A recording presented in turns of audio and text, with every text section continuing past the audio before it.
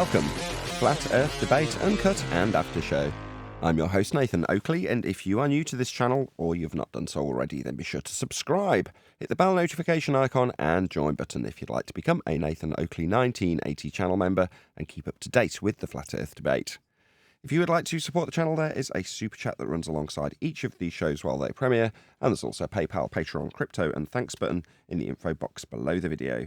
Speaking of Patreons, I'm going to do a quick shout out to all of you who do support me on Patreon. So, a massive shout out of thanks and appreciation to David Abendroth, Twine to Triangle, Mitch Kennedy, Original D-Rose, Rod, The Name's Burley, Twad Wazzle, Jason Hornsby, Christoph Fournier, Flat Earth Travolta, JMels24, Unimento, M, Iron26, Endless, Flat Earth Sage, Golden McKiernan, Retro Bill, More Books, Kenna Bear, Bogey, Michael Kahn, John Kays, Patrick Gunnels, Banter, Will Brax, Mel B. Styles, Harry Blade, Mobile Max 777, Rob W, Reese Pound, Del West Watson, Maria Nealands, Unbelievable Productions, Blue Ridge Ranger, The Real Gabster, Abraham Mohammed, Skeptic 936, Life is Short, Texas Mike, David Wayne Foster, and Dank.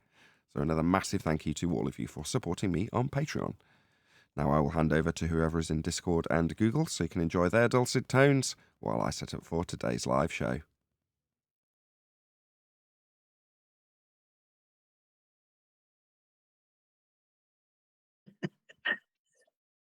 And we have an atmosphere.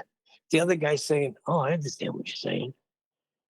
You know, it's a gas special out the pavement. So one of the guys is like, it's like you get it, you know, the old guy, but the Indian guy is trying to explain the world. It's good. It's pretty funny. Okay.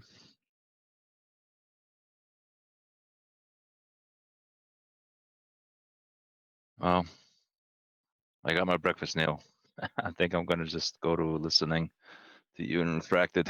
How you doing, Refracted? Trying to make coffee while you guys were talking. Yeah, now he's leaving. Both of you go. I'm about to punch out to to eat Oh, really? breakfast. I When was are you gonna hoping punch into? I was hoping to duck out and make coffee too. Can't you stay and talk to these guys? Are you recording? Always. Okay. All right, Neil. Just you and me until they get their copies done. No, go ahead. Go make coffee. I got a little narrative I want to go on anyway, so that'll give you time. All right. Well, you can go on. I was only I joking, by just the way. flat. I can meet.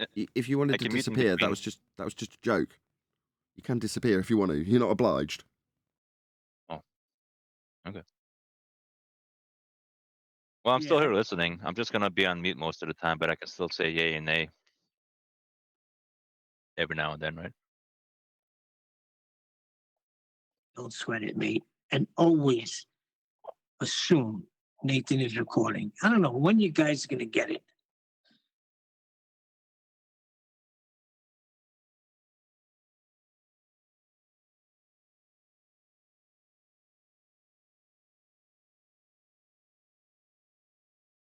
And your appreciation of that has left us with obviously no dead air whatsoever, which is always good. Well, I do Yeah. always assume. That's why I ask, right? Well, like yesterday, when Ted Mayer was reading that, I didn't know we were being recorded. He was reading that whole letter.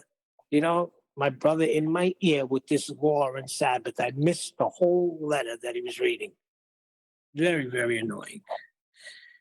Such is life. Yeah, I didn't know we were being recorded at that time. I had an inkling because he was in Discord. Right. But he done the sign out of the second show. He usually is done by then. But Did you hear Adam yesterday in Ballbusters, John? Was he being obnoxious or what? well, you know, it is upon those that decry the word of God to tell us how we should react when someone decries the word of God. Right. He was breaking chops. I knew he was, but it starts to get a little bit annoying because, you know, it's like, what can you do? You know, I know darn well if this happens in my church, I raise my hand. There's a big war in my house when I go home. My wife's not talking to me. They're going to think I'm in a cult. The whole thing. It's going to go on and around the whole thing because now I can't even be obedient in the house of God. So I know exactly what's coming my way if I do something like that. So I don't know, but I'm glad 10th and Paula, they got something going on. I'm glad that Flatzoid is addressing flat earth inside the church and God's cosmology over what we've been taught. But I think Adam's right about one thing. Let's stick to the validity of Scripture. If we're going to agree about the validity of Scripture, then we have to agree with what it says in Genesis on. Earth is stationary, non-moving. It's not a ball. It seems to me that there has been an influence spread amongst the churches that has prepared them to excommunicate anyone who brings this subject up. That may or may not be true, but that does seem to be what's happening. I agree. I've been saying that, John. They are prepared for this. It's not, listen, they all heard it. Somebody in the congregation has brought it up. And it seems like they're armed and ready, just the way they answered 10th and just the way they dealt with you. I know darn well if I go to see that pastor and I bring it up, it's already been established. They're ready for it. And that's a It's shame. already been proven. Okay, can you show me the proof? No.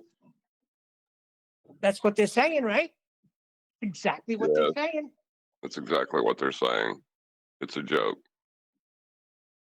So the whole Bible is do not trust man, lean not unto your own understanding. But when push comes to shove, they're gonna stick a man in front of me and say, this astronaut's a Christian. How are you not believing him? Right? It's exactly what they're doing. Hypocrisy, the highest level.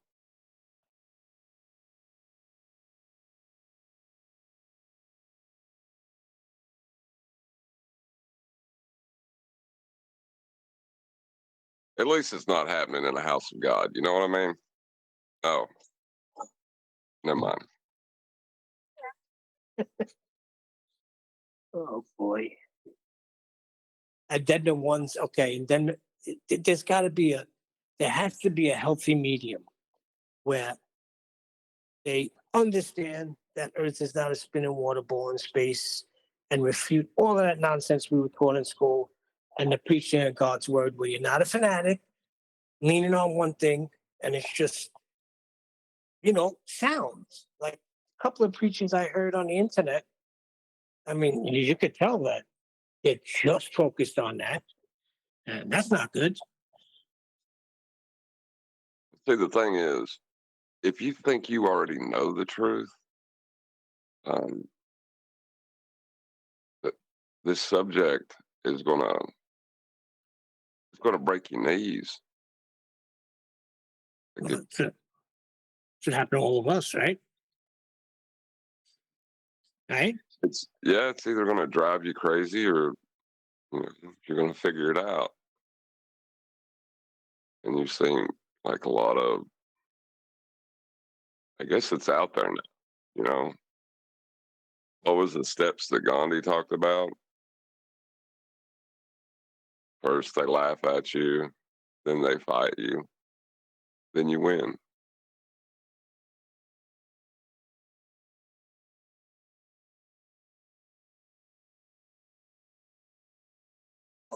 There's no win-lose in this. There's just reality and fakery, correct? Yeah, there's not a debate to be had.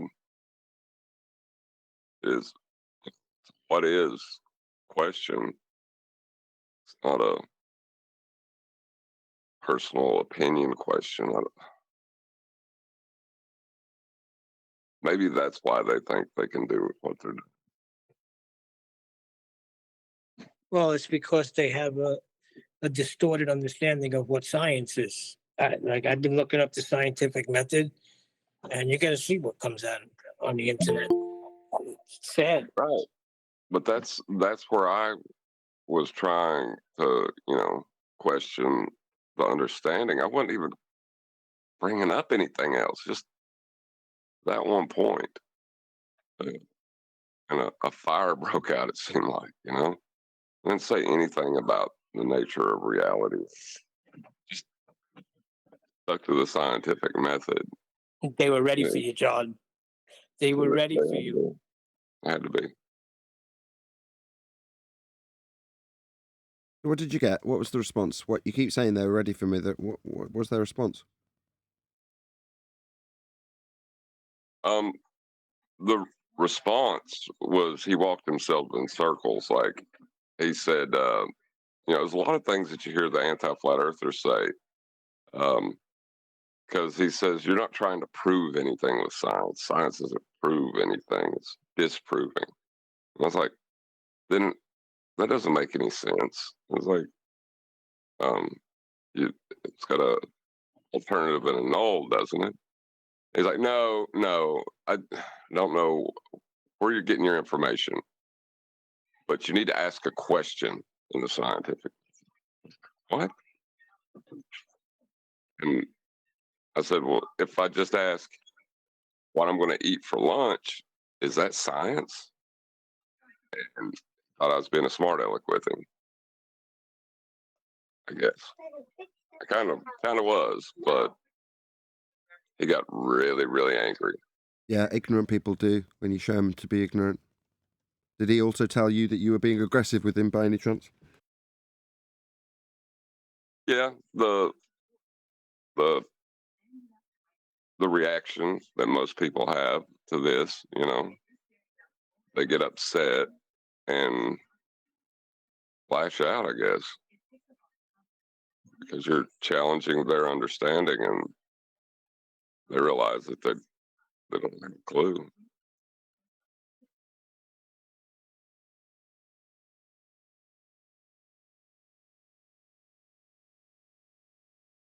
I thought if I could, get him to think about it, he would look into it more because the things that he thinks is science aren't, you know.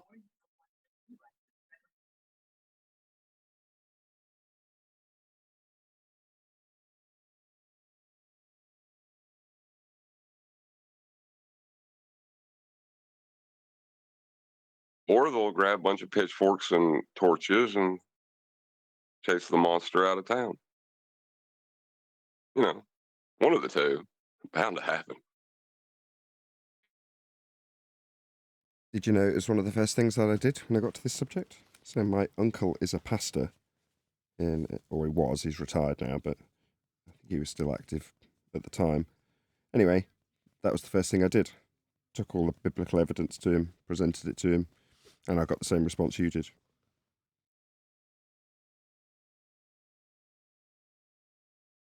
On one of my channels, it's interview with Adrian Hawkes, I think the title is something like that. The anger surprised me more than anything. You're asking somebody to define a word they used, and all of a sudden you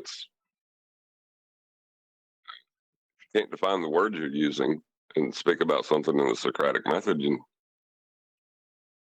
Why even talk about the Bible? Why talk about anything? You're not communicating anymore. Yeah, which is saddening because it tells you a lot about the people that you want to, open up to or help or whatever it is, whatever your motivation. And like you say, if you feel like you've walked into an ambush, you're like, what the hell? Really? So I'm a problem to you. Okay.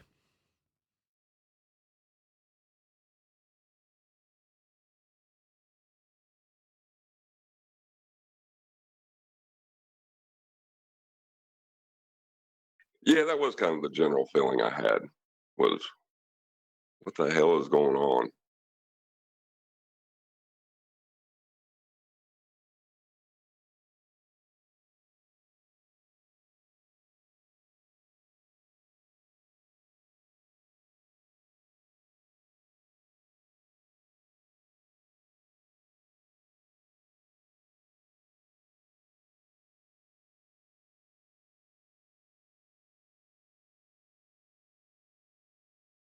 But that's life. Did anybody find any evidence of Earth curve anywhere?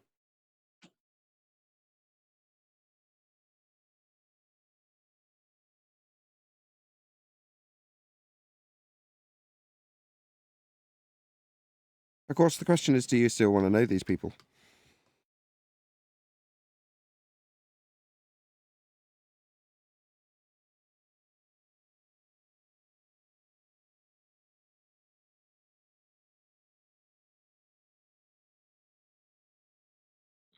Well, first of all, you don't have a choice with, let's say, family, right? So if you don't have a choice with family, then you can apply the same thing to everybody else. Well, if I can accept my family, then I can accept others.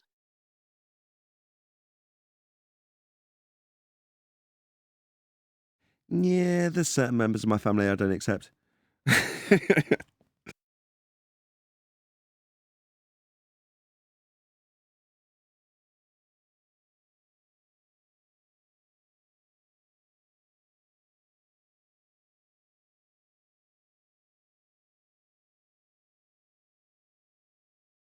I did think about every snide and arrogant comment I ever made as a Glober.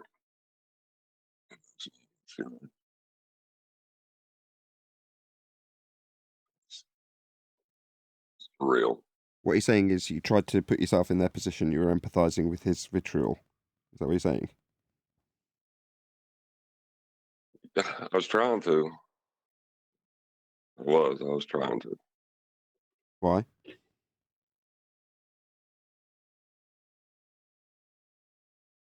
Because up to that point, they'd been, good to me.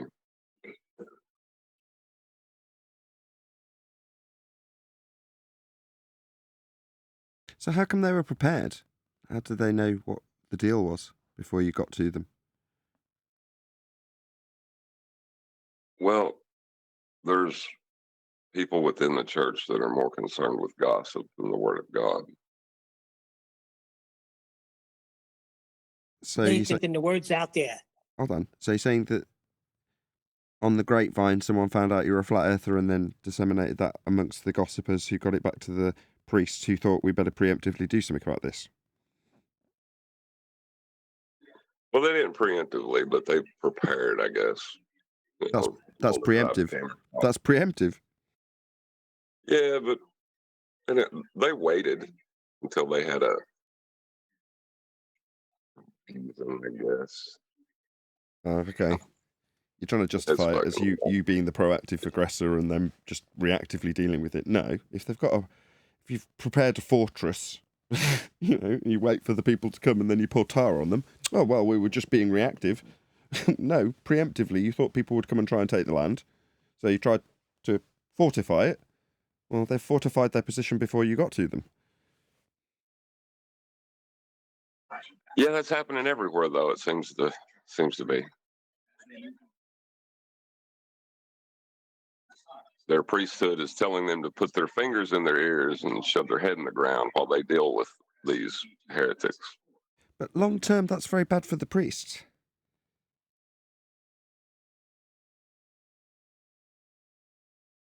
Would you not agree? Yeah, it's really bad for, the perception of Christianity as a whole. Yeah. Yeah, But well, they're doing it to themselves. yeah, if you're going to make an omelette, you got to break a few eggs. And if there's a few eggs in requirement of breaking in the church that you're in, so be it. Sometimes these things expose the bad eggs. I think personally, I think we're in a Martin Luther stage. I really do. There is no revival, only Reformation.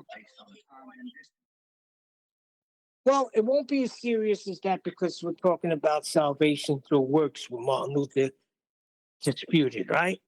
That was a major thing. But this is the foundation, this is the beginning of God creating. So like just ignore it and say it doesn't matter, I think is a mistake. I think the whole counsel of God matters. And if you're going to stand there, and you're not going to take me through scripture, but you're going to point me to an astronaut, and the things that they're doing in space, then we have a problem here. We got to decide on whether the word of God is valid or not. And if we're going to go, like Adam was saying, with the validity of God's word, then let's go through it.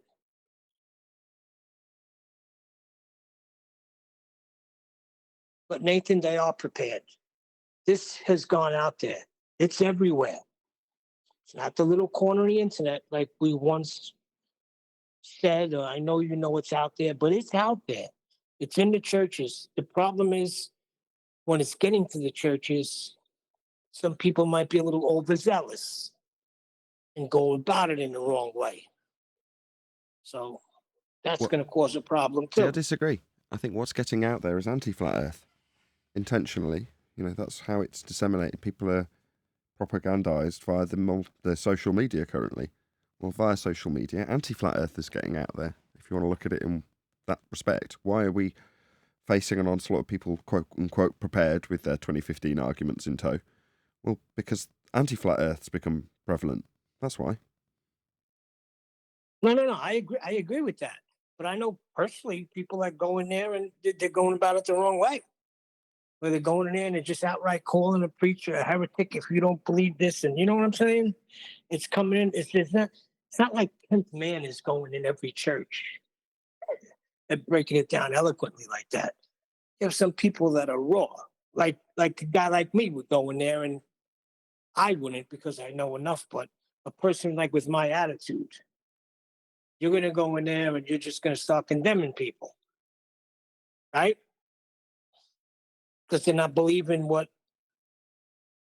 they're not being shown first. Well, actually, they're not being allowed. They're not allowing them to show them. They're just saying that the matter's been settled already. So that's a problem too. Well, maybe Danny Faulkner's got the right idea in terms of proactively going out and doing presentations on this. Maybe that's what you need to do. Put together a presentation. Do what Danny Faulkner did. Just do it with flat Earth instead of with globe Earth. Because it'll be a lot more concise and a lot more easy to understand. Perhaps it'll resonate more with your congregation than perhaps Danny's overcomplicated, lying through his hellfire presentation did. You know, that's all you can do. Take a leaf out of his book. You're onto something there, Nathan. You're right. You're right about that. He's getting out. He's preemptively striking first because he's got the answers in Genesis. So maybe people do need to put something together and do a presentation. I don't think you have to do that. I think what we're doing is enough. As long as someone is still, gathering to speak of the truth, that's all that needs to happen. There's a fire that's starting, and they're trying to put it out by throwing kindling on it. That's all they're doing. Interesting to see how this turns out, though.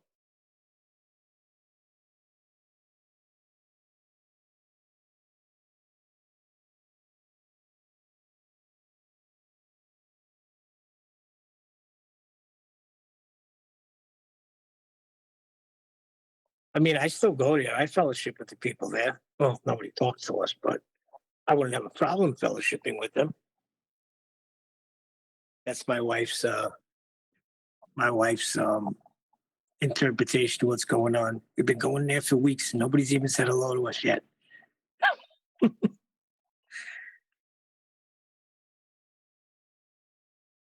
Why are you going?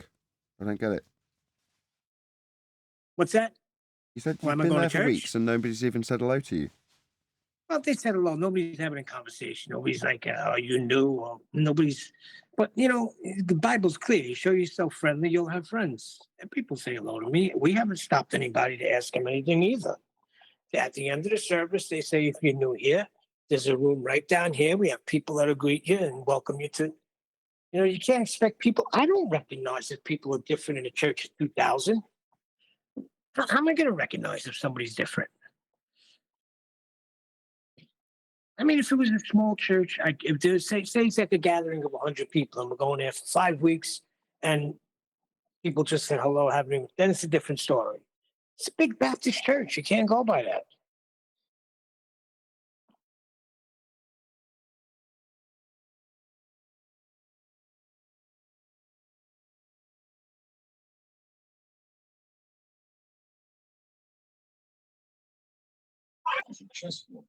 There's a air of mistrust that's been spread that has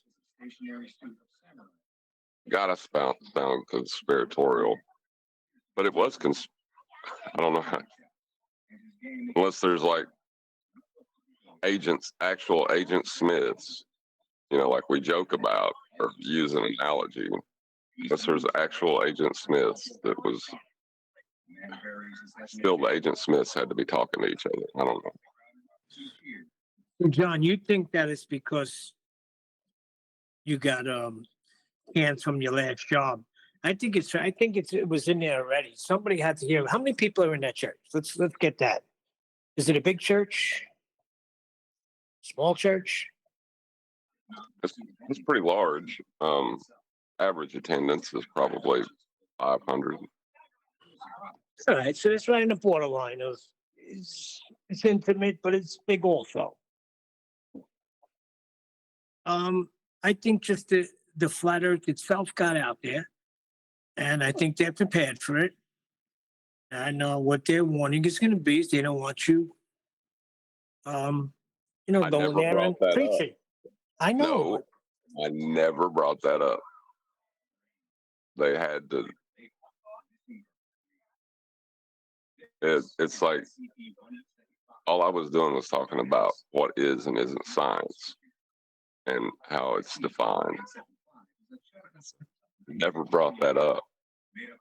I don't feel the need to, or I don't even want to try. Like, just that's what the meaning of some words he was using and questioning on the way he was using them.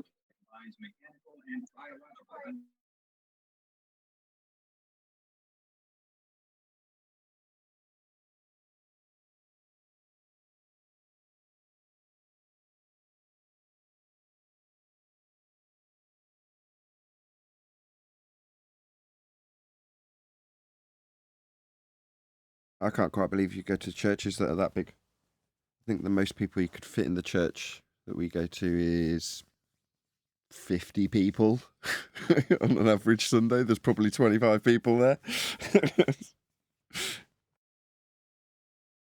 Well, it's interesting because the church that I go to could probably sit a few thousand. They have different services as well within the same church. They have a contemporary, and then they have a classical, and it's pretty big. Yeah, mine's the same way, John. Traditional, classical, and what's the other? There's a third one. I keep forgetting what the name I is. can't remember. I couldn't remember it, so I just didn't mention it. Oh, traditional, conservative, something like that. Am I saying the right word? What are the buildings like? Are they like just modern buildings? Yeah, mine's a big white. Everything's white. All the buildings are white. Really? I mean, like the church I go to is probably 400 years old, and it's all stained glass and stone and. Nathan, Yes. that's older than our country. Right. Okay. Fair enough.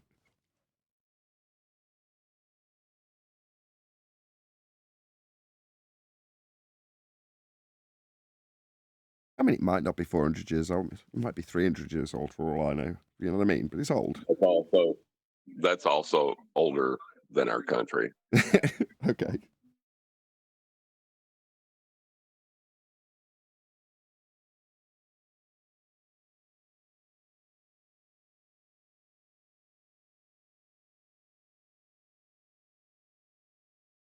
Do you not have like a traditional shaped church, like in the shape of a crucifix, the building itself? I mean, do you not have that?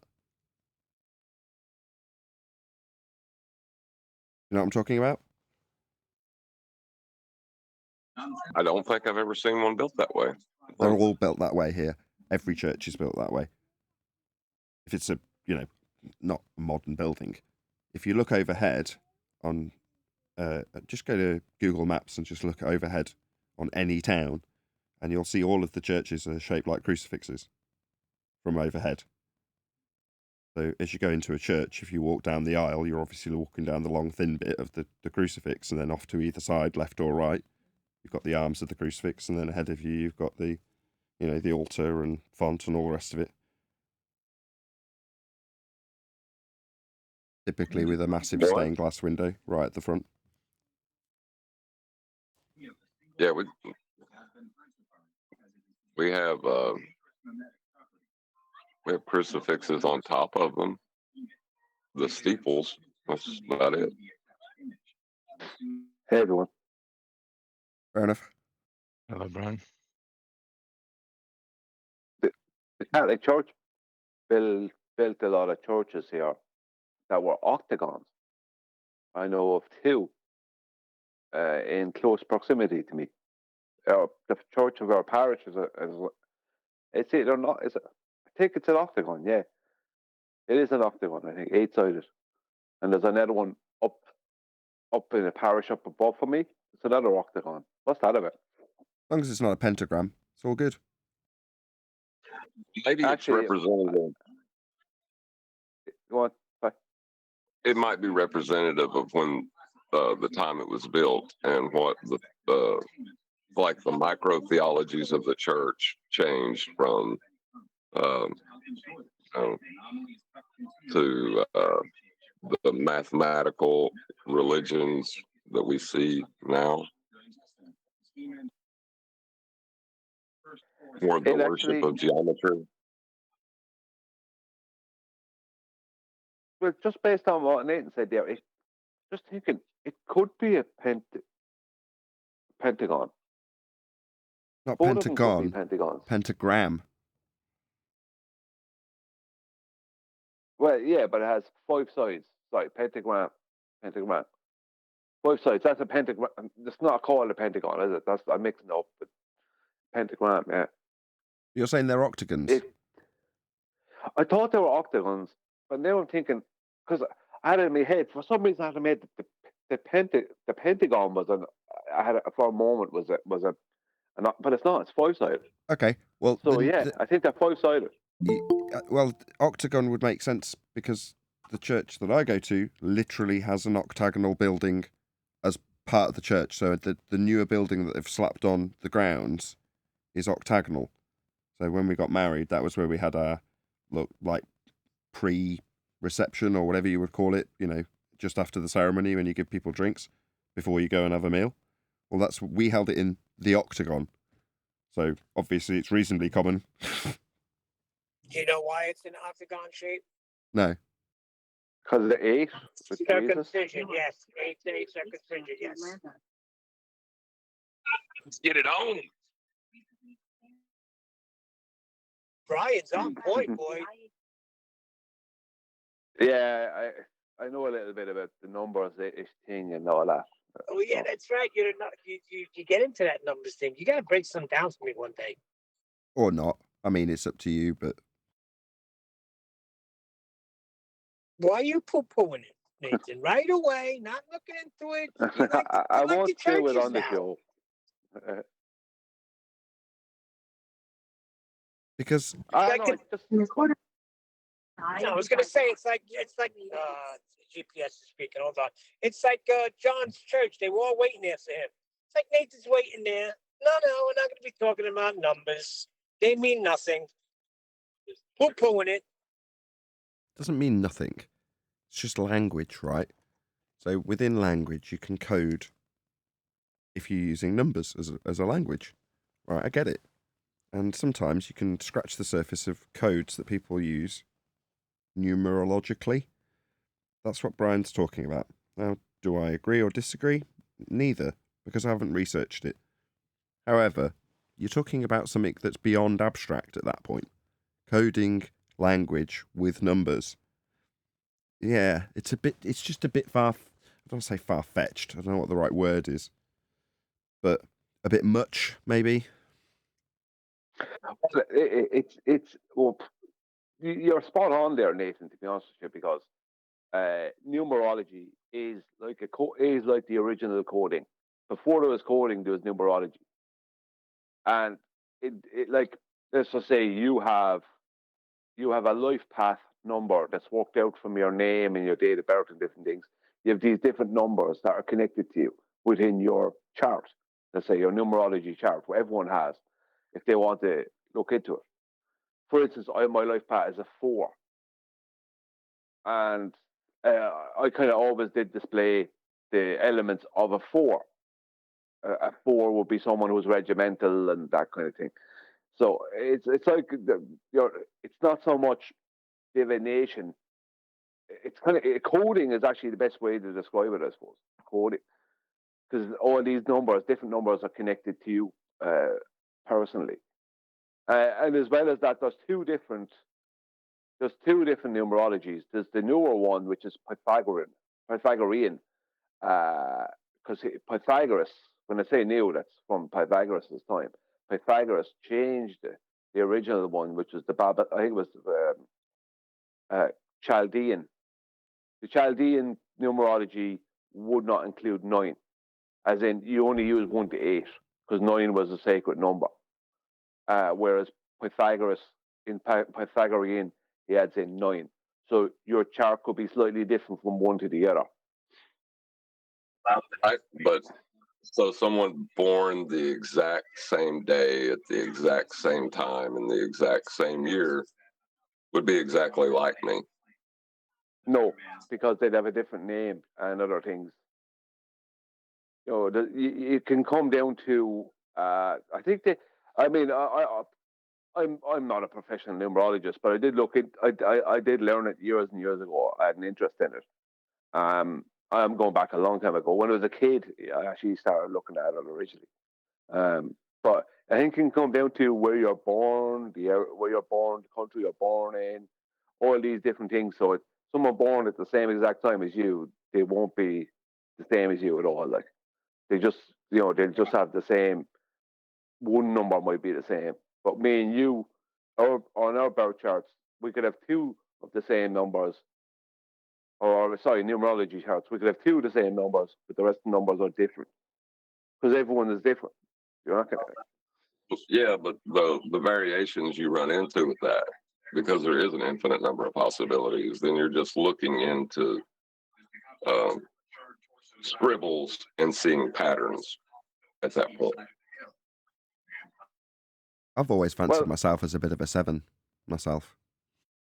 I see myself as a good 9, a solid 9.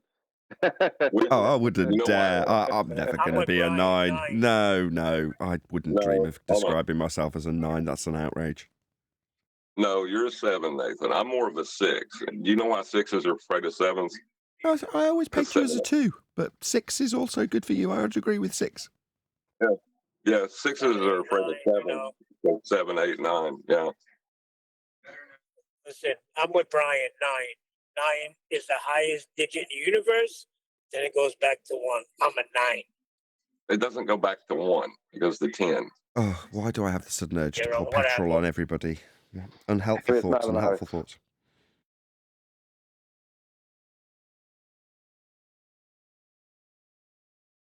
10 is mathematics. 10 only exists because of mathematics. It's not like you look up all the numbers scientific only method. exist because of mathematics. What are you talking about?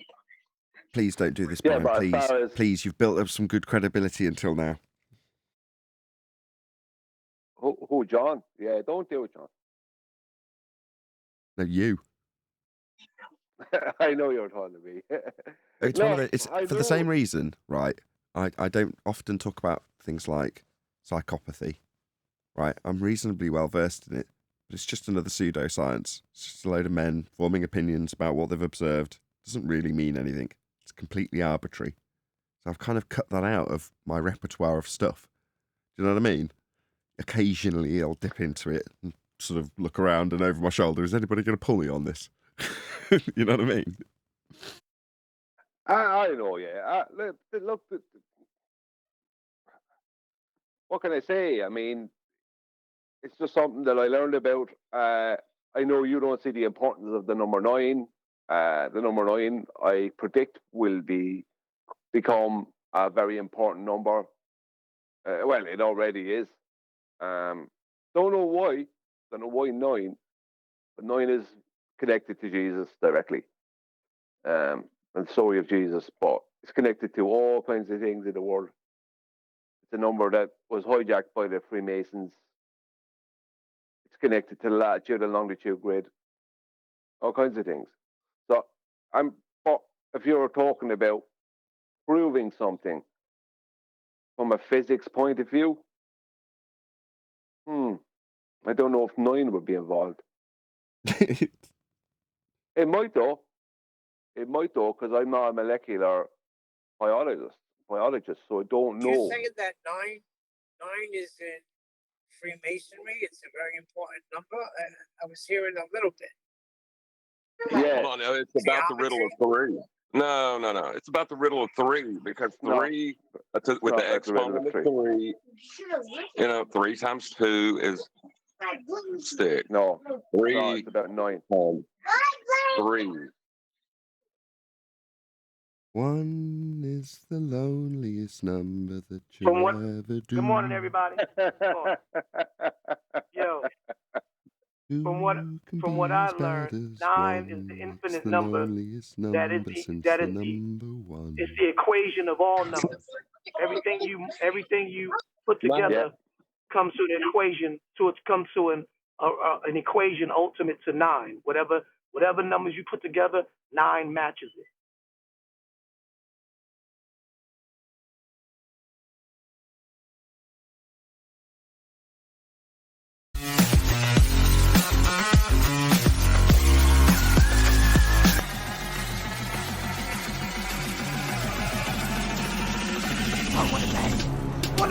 Welcome to Flat Earth Debate Live. I'm your host, Nathan Oakley, and if you are new to this channel, or you've not done so already, then be sure to subscribe, hit the bell notification icon, and join button if you'd like to become a Nathan Oakley 1980 channel member and keep up to date with the Flat Earth Debate.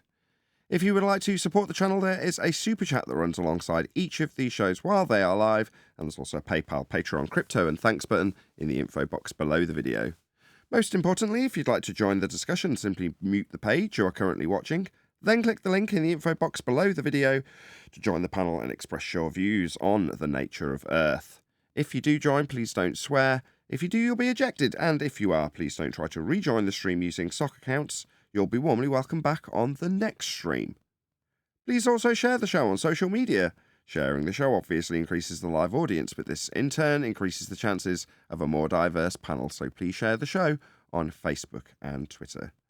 Now we are joined by Righteous Force, Neil, Refracted Curvature, Brian, Adam, and a whole bunch of people in Discord, so welcome one and all.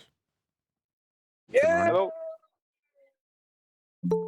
If you divide by 0, you get infinity. Number 9. Oh God, I'm going to have to tell the audience immediately what Number we're 9. talking about. Hell, I don't want to do this. So in the pre-show, we were You don't talking have about to. numerology. Fun. Please tune into that if you remember. Gripping stuff. Any evidence of the distance to the sun? 9 miles away. Do you accept numbers as It's reality? over there, and you only got an angle Let's or just an deal with that. apparent distance, non-actual. Just ask that again, John. Do you accept numbers as reality? No, numbers are an abstract concept that might describe things in their quantities in reality. For example, however, numbers or mathematics is abstract. It's a language. Like I can tap on a stool and any person in any language will understand that I'm either inviting them to sit down or telling them that this is a stool. It doesn't matter what the thing is named in their language or mine. Yeah, that physical thing is real, the stool. The word for the stool is meaningless unless you agree on the communication method between you. In other words, you have the same language. Maths is no different. Maths is abstract. I can describe to you the physicality of an imaginary stool and you can all conceptualize it. Does it make the stool real? No. Are the numbers real? No, it's all abstract. Now, can you describe things in physical reality with numbers, with the abstract language? Yeah, you'd have to. That's the only way to do it. That's the only way to communicate, by language, also abstract in all forms. Now, this is something I had to discuss with my daughter today when I told her that the one thing I want her to progress in terms of her education with is her understanding of language, mathematical or foreign or English, because that's something that's very key to not getting swindled in life. Understanding communication types. Mathematics is just one of them. So, is maths real? Well, no, it's abstract. It just describes. Well, when we give a phenomenon a name, right, that makes it real. It depends on whether you work outside the convention that you form when you name it. So, when we have the Socratic method to come to an agreement on what we mean when we say a word, the agreement will undoubtedly have a convention around it if you're describing something complex. And if you're using that convention to simply describe the phenomena, complex or otherwise, that's perfectly acceptable.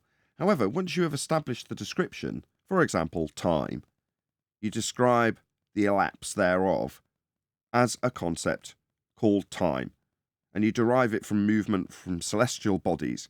All well and good until you work outside of the convention that you have derived. For example, turning it into a dimension. Then you're working outside of the concept used to communicate.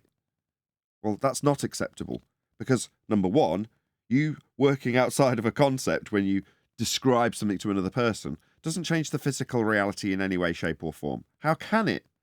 Communication of abstract concepts changing our physical reality. It's absurd. But that's what we've been duped with, so that's why we're discussing it. And the existence of the phenomenon is not dependent upon your description of that phenomenon. Precisely. The light in the sky will flash. The stars will appear and move. Does it matter what we call them? Does it matter that they're named stars? Does it matter that what we consider movement, in quotes, is that bit where it traverses the sky? Right, moves? Yeah, but that's our concept that we use to describe how we see it. If none of us were here to describe it, would they still do it? Yeah? Would it matter that it wasn't called movement? No. It'd still be doing it. That's physics. That's the difference. It doesn't matter about how you describe things, quantify things, once you have something in physics, because it's an account of the physical and natural world that presents itself to us with a description, regardless of language, of why that occurs. Now, all of those processes involve physical manipulation of things, not the description or quantification thereof. You can, after the fact, if you figured out what caused the effect you're studying, but the description of the effect, the language used for it, the qualification of quantity of the effect are all irrelevant to physics. The rest of my case. Well, that's a good little rant right at the beginning of a live show. Start as we mean to go on. Any scientific evidence of gravity? Well, you're going to have to very manipulate a phenomenon that occurs in nature. So, what is gravity? Gravity is a necessity for a spinning water ball flying through a vacuum to stop you flying off it. That doesn't sound like gravity. That sounds more like what you would need gravity for, whatever it is. But what No, is that's it? right. That's correct. You're absolutely spot on. Gravity is an apologetic for a problem induced by a spinning water ball flying through a vacuum. In other words, once you don't have a spinning ball flying through a vacuum, you don't need any apologetics for it. You don't need gravity. Yeah, but what is it though? And how Nothing. would it do that? How would it create that spinning water ball? Okay, well, it's like saying, how would you go through the wardrobe into Narnia? Well, Exactly. I could describe it, how it works all day long and give you a convention for how it works and maths for how it works and descriptions for how the physics will feel as you go through the wardrobe. But it's not real. But can you actually do it? Because ballers seem to have a lot of trouble actually doing it, and they really believe in it even. So I don't Doing think what? you could do it, Nathan. Because they're the ones that simultaneously believe they're stuck to the side of a spinning water ball flying around in a vacuum. That's why they have to do that. Good morning, by the way. Morning. Light Any chocolate. single viable hypothesis from any of the fields of astronomy, cosmology, or astrophysics? You never really answered the question, did you, Nathan? You were asking me a question? Yeah, about gravity. Were you asking me what it is? I don't know what it is. It's an apologetic for a spinning ball. And I told you the answer. What do you want? Yeah, but that's a description. That's not actually what it is. Also, like, how is it supposed to do that? There isn't anything. Because the ballers certainly don't know. Exactly, the ballers they don't base know. their ideas. We have no reason to make apologetics for it. And when you ask a baller, they'll say, well, gravity, that is. And then they'll describe an effect that doesn't necessarily always occur in nature. But when you try and tie a baller down to what it is, that would be to ask them what the natural phenomena that's occurring is. There isn't one. There is no natural phenomena. When you say gravity, it's a word describing currently the bending of a fourth dimensional pseudo dimension called time, or space-time. Well, that's not real. That's a convention. Working outside of the convention of the original convention that derived the delineation of how things progress in the known universe, aka time. But they worked outside of it, turned it into a dimension, and now that's what's gravity. But is that a phenomena that we observe in nature? Do we observe bending fourth dimensional pseudo-4 space? No, it's a pseudo-geometry description from Einstein. So there isn't anything, Arwin, to give you as the it when I say what is it to a baller and they can't give me an answer. That's because there's nothing to give. If they say, well, Right, everything but- goes down, no, it doesn't. Some things go up. I get it, but like if Einstein pseudo-Riemannian force space gravity is not really tied in with nature and you can't actually do anything with it, then how is it supposed to keep the model of ball Earth with the gas together then? But it doesn't have to. In the same way as if I, for the sake of argument, postulate that you need hydrogen peroxide to be in abundance in a gaseous form around the wardrobe to activate its magical properties to take you to Narnia. Now, just because I've introduced this hydrogen peroxide necessity in gaseous form doesn't mean that that is going to change or alter whether or not we can go to Narnia or whether or not we need to apologise for a spinning water ball in a vacuum by comparison. Do you see where I'm going? Yes, but I wonder if the ballers see where they're going when they keep believing that gravity somehow enables this model, when as soon as you go into any kind of evidence, historical or otherwise, you end up not having the ability of this gravity, whatever it turned into, to be able to do it. So why do they always keep believing that gravity is supposed to be doing something, like creating the ball Earth? Doing When something, yeah. as soon as you go into the evidence, it doesn't. Keeping you on a spinning water ball flying through a vacuum. That's what it's doing as far as they're concerned. It doesn't matter if it's because of bent geodesics in space-time or if it's because of a mass attracting mass because they're only educated to high school standards. Either way, they're being kept to a water ball because of this non-force force that you can think of as a force that's actually a bent geodesic in a fourth-dimensional reified space-time. But I never hear like how they do that. I've never heard a baller actually it only comes up in like a debate with flat earther, right? But I never actually heard them like, yeah, you want to know how gravity does this? Well, look at this. Like it doesn't, they don't do it. They don't address it. I know the answer. Well, they don't have to. As advanced heliocentrists, or advanced heliocentrist disseminators, whatever we've decided to call ourselves in that regard, we can disseminate that because we know we've looked at Einstein and what he asserts to be the cause. The effect, in the respect of Einsteinian gravity, is the bent geodesic, right? We've already covered that. The cause, according to Einstein, is the uneven distribution of mass. That's what Einstein classes as the cause of the bent fourth-dimensional geodesic in space-time, aka gravity. So the uneven distribution of mass. A baller might not be able to tell you that, but ballers are dumb and they don't know their own religion. Yeah, but Happy? how does any of it though create a ball? Like, yeah, bending of space-time, it's mass. But ball? yeah, but that's the question. Like, where does it actually lead to the creation of this No. ball or to keeping it together? No. Arwen, if there's no ball, there's no it that created the ball, right? All you're talking about now is just a cool story. If there's no ball, then you don't need a story to explain how the ball that's not there is there. Okay? If anything, gravity is like a mechanism for delusion within the mind of people that believe they live on a ball. Like a trigger word. I know. I just want to know how they think gravity is doing that, because I have a ballwind emulator in my head, and I can't really get it to work without getting super surreal. And I don't even hear ballers attempting it. It's like, Neil no, deGrasse Tyson would tell gravity you. allows it. Gravity just allows it. Just don't ask me how. And that's what ballers do now. Allows what? That's Hey, the problem. Chuckle. Stop. That's the problem that I get to with ballers. Gravity allows it, says Arwen. Okay, let's just define terms. You said it allows it. What's it? What's gravity allowing? What's it? Arwen. Gas pressure sticking to a ball versus the vacuum of outer space. Well, that's what's in the much. first place. It doesn't matter if it's you or the gas. It facilitates stuff, mass. Define that, ballers. Sticking to a spinning water ball flying through a vacuum. That's the first thing I said. Yeah, but how? Though.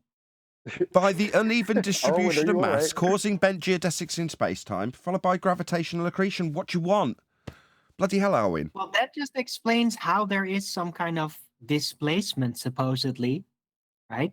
But it doesn't explain how it actually then makes how that space-time bending actually leads to the formation of a ball in outer space. Like, that part's not What addressed. ball I in never outer heard of space? that. Gravitational What ball? accretion. As a baller, I could raise an objection to that and say you're asking a how, why question to a what is question. But there's That answers would out take there, a right? baller knowing Einstein's what science is. Einstein's got plenty of answers in bent geodesics in space-time, Arwen. Yeah? And what's the point of going through them? You're saying you want to know the story. Okay, well, that's fine. Other than we don't live in a fourth-dimensional bent reified space-time. Yes, I understand that. I'm digging and digging and digging. It might be a little annoying, I know. I just want to know, like, did Einstein ever make an official statement as to how, but specifically ball Earth eventually is the result of his gravity? Is there anything that he ever lectured or wrote down or something about that? Yeah, Big Bang. Because all I've ever heard of from him you is get more like, than that. accelerating upward. Bloody hell. You get right? the entire... That's flat. I keep asking. You get the entire origin story out of it, Arwen.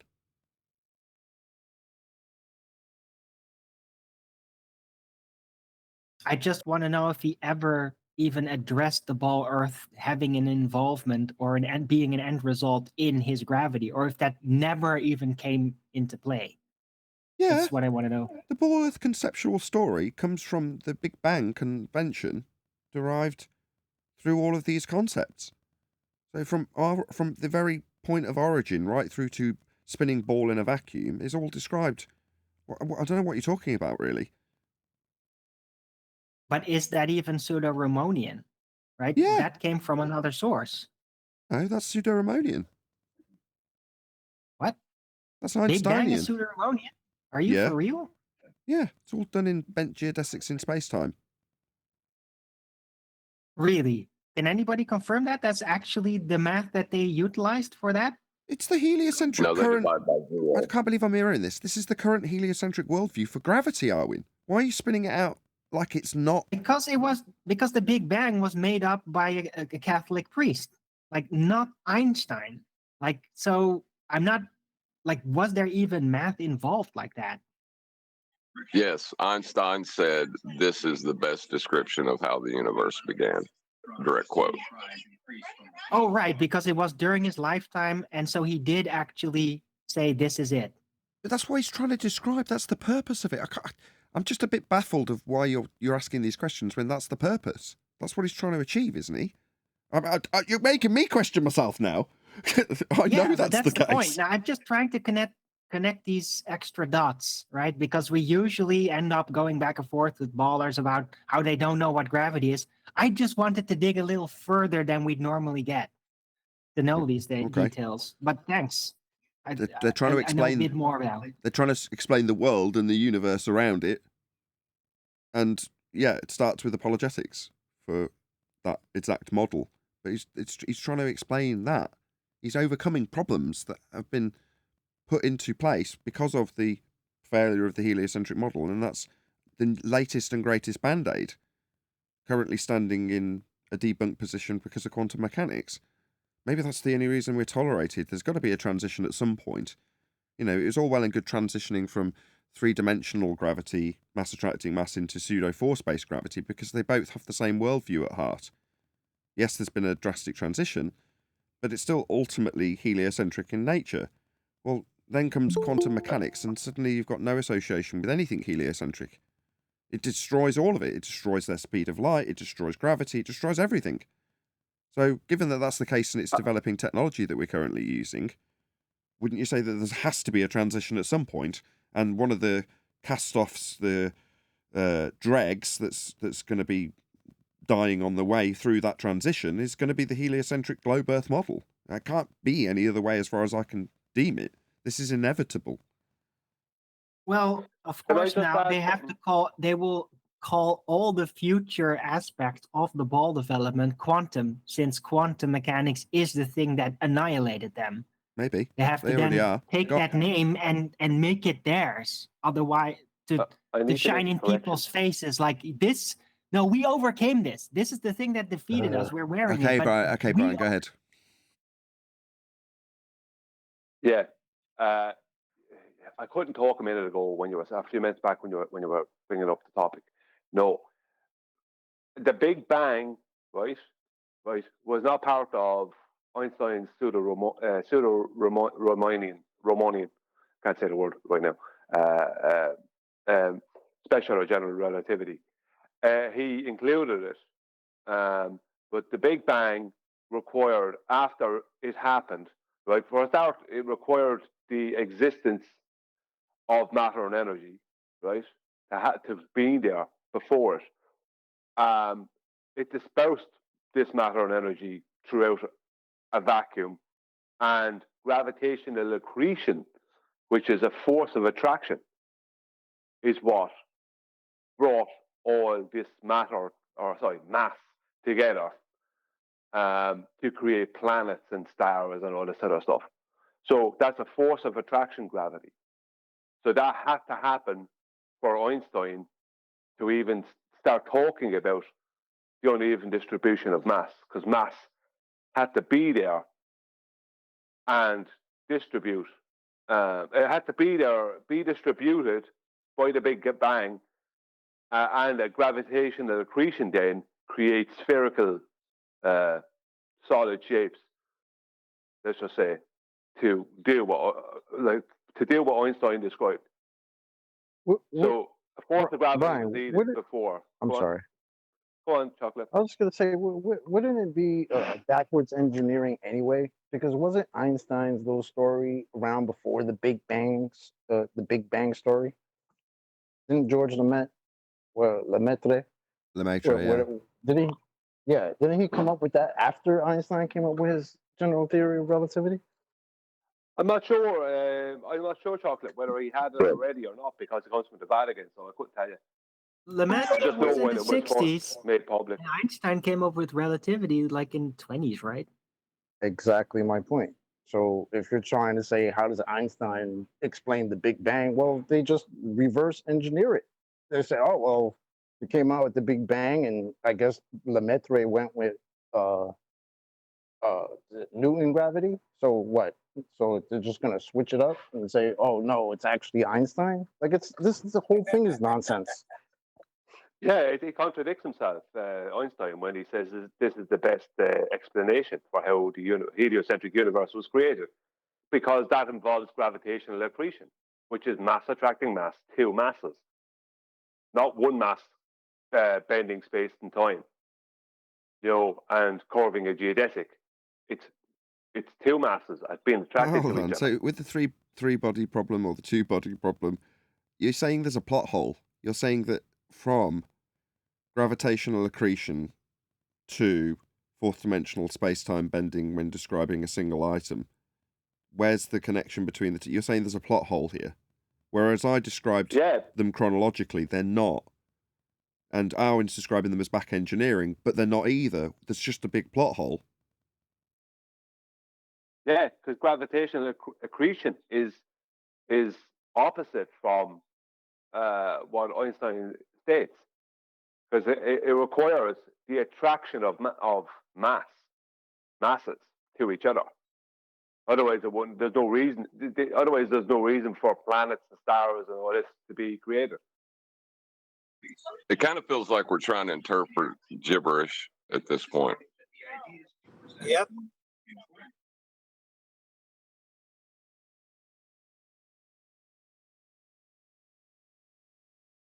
Okay. Cool. Should attempt fate with 100 people watching. So, for literally 24 hours since yesterday's show crashed, right after I said, please share the show, computer's really stable. And then it crashed immediately, which is wonderful. But from that moment till this, all I've done is spent testing and tuning the computer and doing repeated live streams, some to members and some to nobody.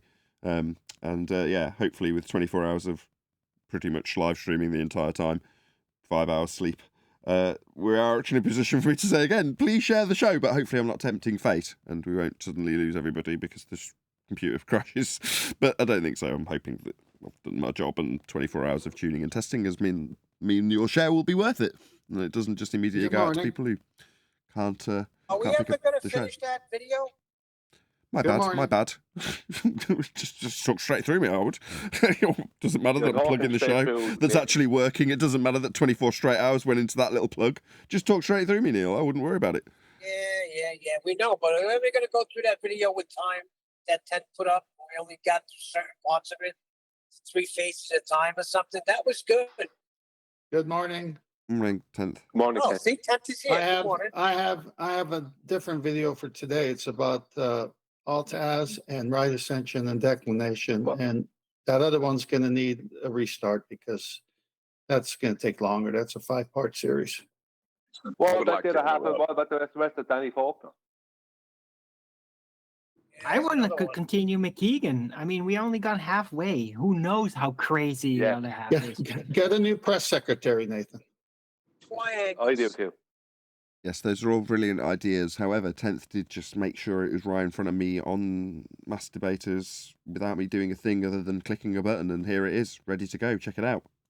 What we're doing here today is trying to distinguish the difference between altitude azimuth and right ascension declination and how it pertains to us in observational astronomy. We went outside and showed you that you can communicate with people where things are by using your hands. You can see the 1 degree, 5 degree, 10 degree, and 15 degree. Oh, the sound is absolutely horrendous, isn't it? It's about 20 foot away from his mic in a really reverberant room with the gain set too high. It sounds horrible. Anyway. Mark, if you stretch your arm out at arm's length and put that hand or fist next to the sky to mark off the different degrees. So if okay, so far so good. you're unaware, we live on a sphere. And the sphere... No. Stop. No. Get it all out. Get your objections out. And yeah, you can't do that. You can't say you're on a sphere, in a sphere. You're going to pick one, buddy. Like, if you're on a sphere, you ain't taking angles. And if you're in a sphere, you're not seeing the sky. You're burning in hell.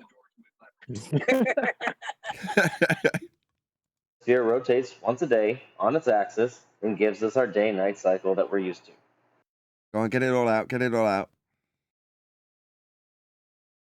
No? My panel already got it all out. Nice presupposition. Since we live on a See, there it was.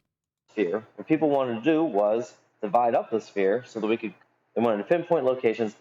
The way humans have split up the planet is one of 2 ways. The first is latitude. And the way we did latitude is by taking elevation angle measurements to Polaris off a flat plane. So there's no way you're splitting up the globe with latitude because the angle measurement requires a flat surface. So how could this be used to split up a globe? Nonsense. was set 0 degrees to be at the equator of the planet. Okay. Now, is he going to describe the equatorial plane? And 90 degrees to be at one of the 2 poles. Hold on, 90 degrees to what? There is no 90 degrees at the poles because that line would be meeting the top of a curved surface. That's not 90 degrees.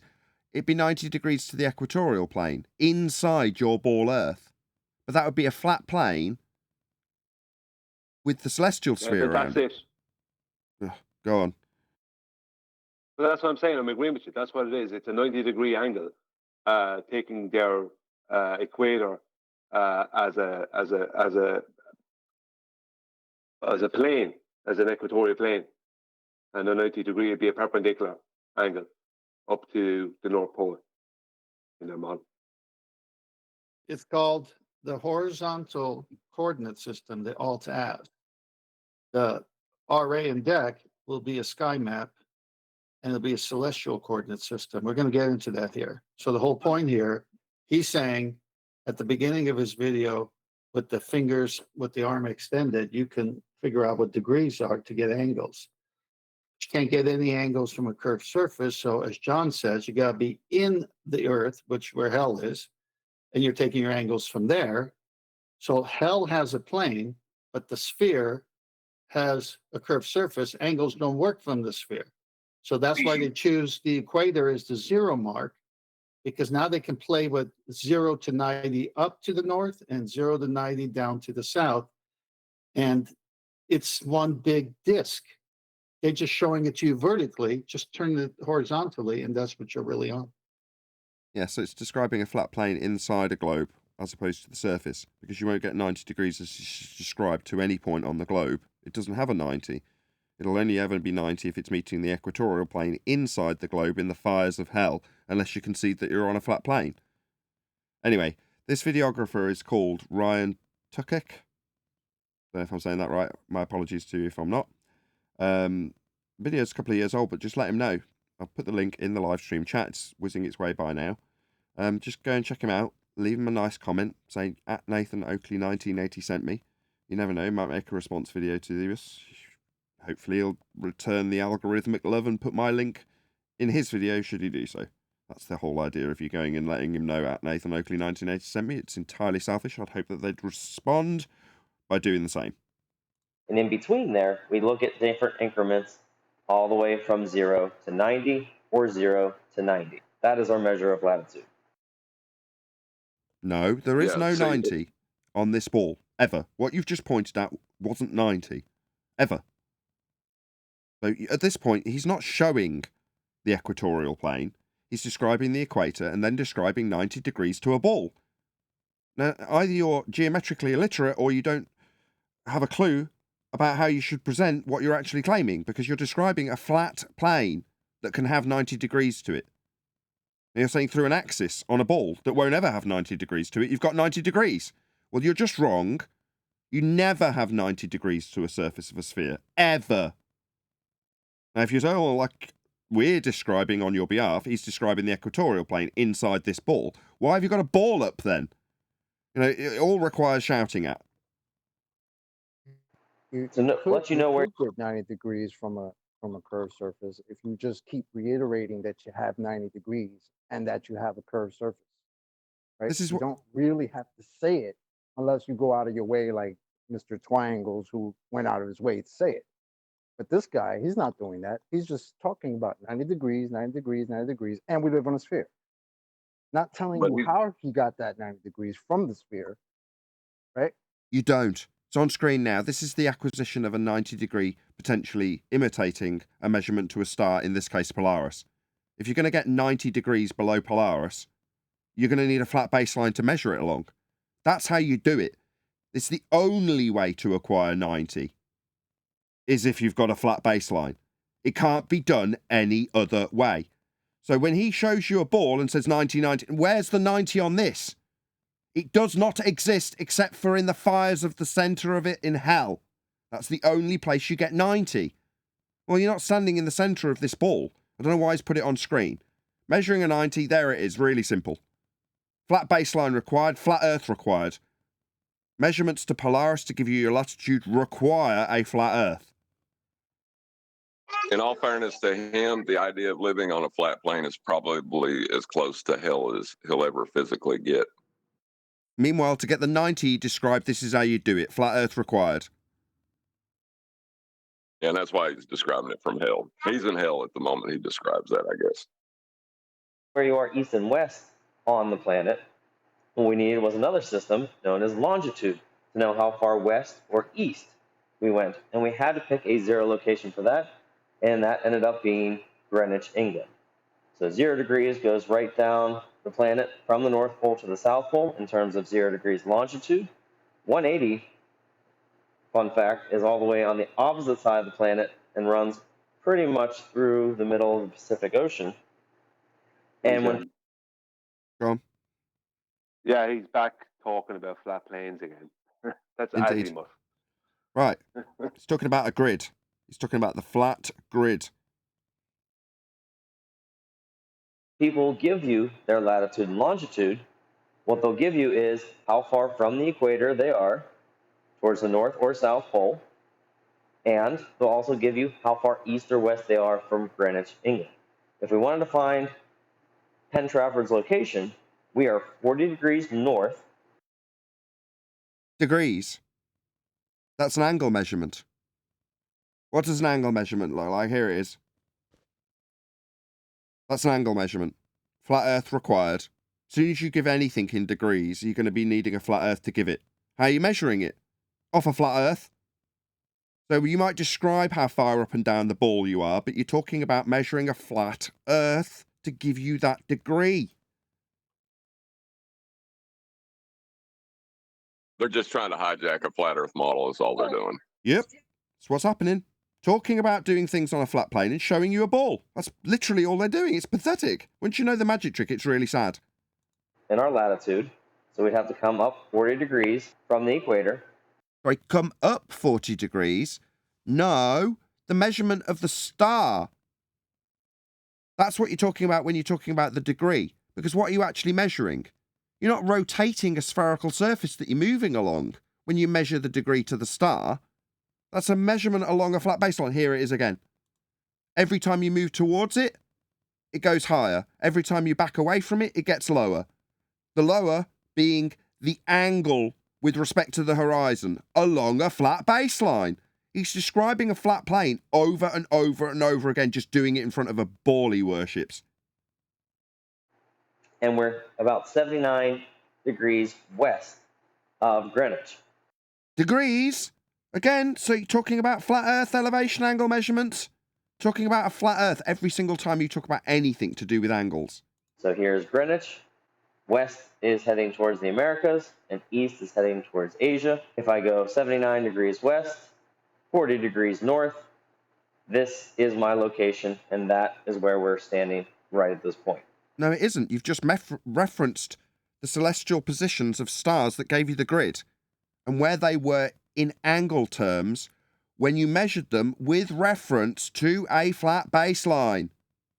Again, just hijacking how you get angles and talking about it being on a sphere after you rotate a protractor around a spherical surface about its axis. So the protractor that's giving you these measurements to tell you where you are on the flat surface is then translated to the ball itself being the protractor. When you walk outside, though, what you create for yourself is what we call the celestial sphere. The celestial sphere is basically your viewpoint centered on you with a. Oh, really? Where's the ball Earth gone? If this is our celestial sphere, and we're talking about, as I just did, the angles to the stars in relation to the grid that's on the flat plane, it's a flat grid. This is the ground now. This flat disk that he's showing on screen is now the surface you are standing on. And what are you referencing? You're referencing the sky. And a perspective view of it would represent itself in this diagram, in orthographic view, as a dome. Merely the perspective view as a star drops towards the horizon, sod all to do with having a dome above you, and everything to do with a flat baseline that is represented here as this flat disk. Where's the globe gone? First diagram of the celestial sphere, it's got no globe in it.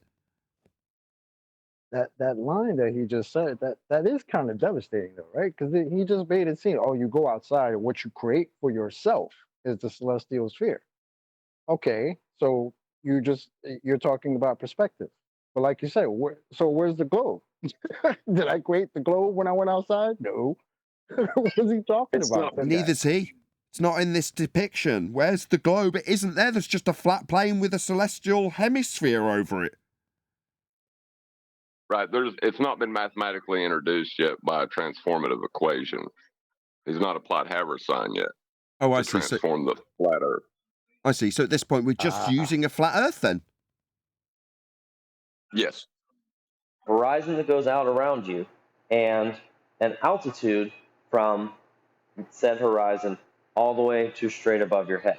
So let me kind of point this out and demonstrate. So here we are, North America, and I put a little stick figure to show.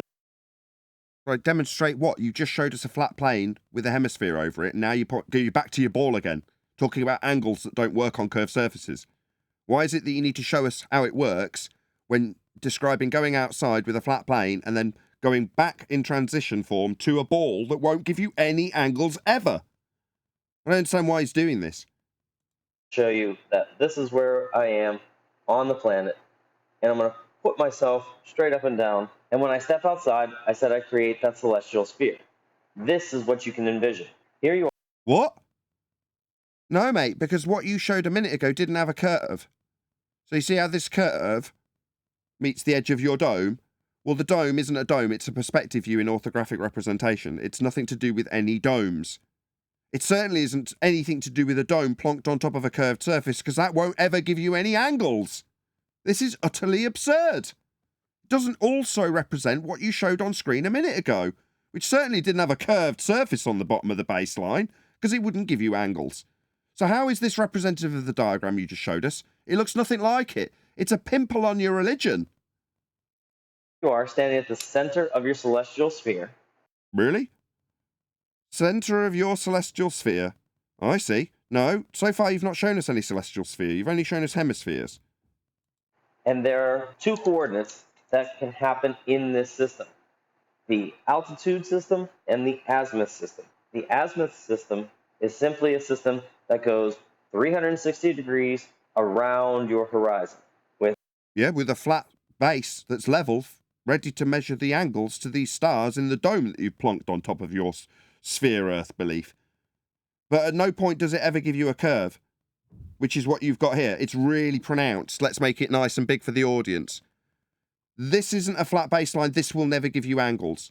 What you've done is you've bastardized what you showed us in your diagram with a hemisphere representing the sky, and then somehow introduced a curved surface to it. 0 degrees being towards the north, 180 degrees pointing towards the South Pole, 90 degrees pointing towards the east or the Atlantic Ocean, and 270 degrees going west towards the Pacific Ocean. So when you step outside, you don't get any of those angles off a curve. None of that made any sense. 90 degrees to what? 180 degrees to what? How are you getting that? You know, my protractor's got... Go on.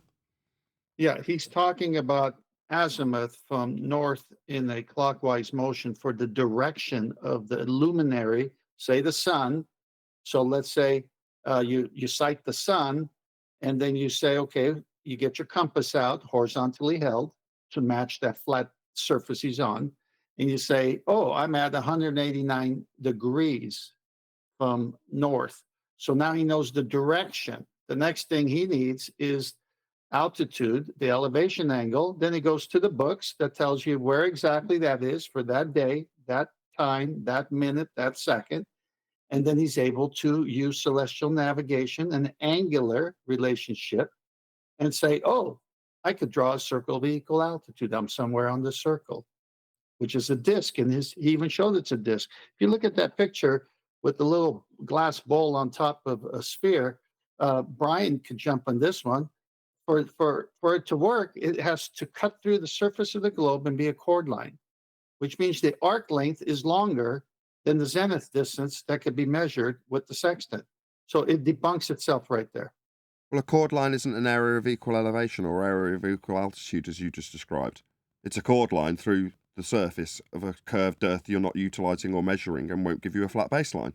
So while they might mathematicize it into a chord, A chord is not what's being used, and it doesn't give you the GP, the ground position, and it's not an area of equal altitude. It's all wrong. Well, Everything on screen is wrong.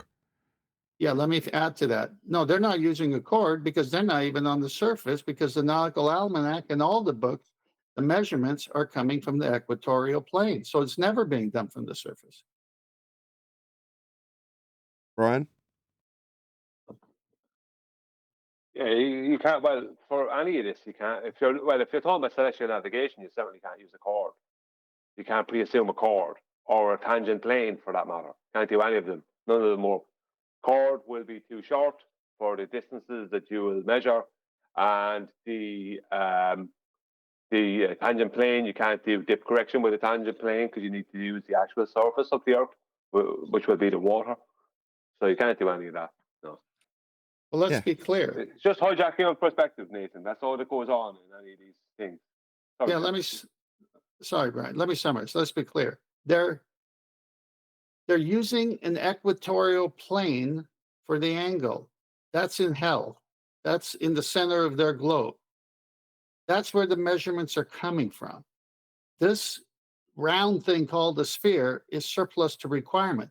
The measurements are all from the center of the Earth. That's why the endless citations we've all shared and seen, that if your eye line is on the surface of the sea with the sextant, there is no dip or height of eye correction because it's parallel to the equatorial plane. So a plane on the sphere, oxymoron. Plus, if you look at that picture you got now, that's 90 degrees directly above that stick he put on that globe. That means 0 to 90 is 5,400 nautical miles. But then if he turns around, 0 to 90 is another 5,400 nautical miles. That's 10,800 miles within that little celestial bubble. Okay, because guess what? On screen now we've got the equatorial plane depicted as he would have more accurately described it when he says he's got 90 degrees to the axis, right?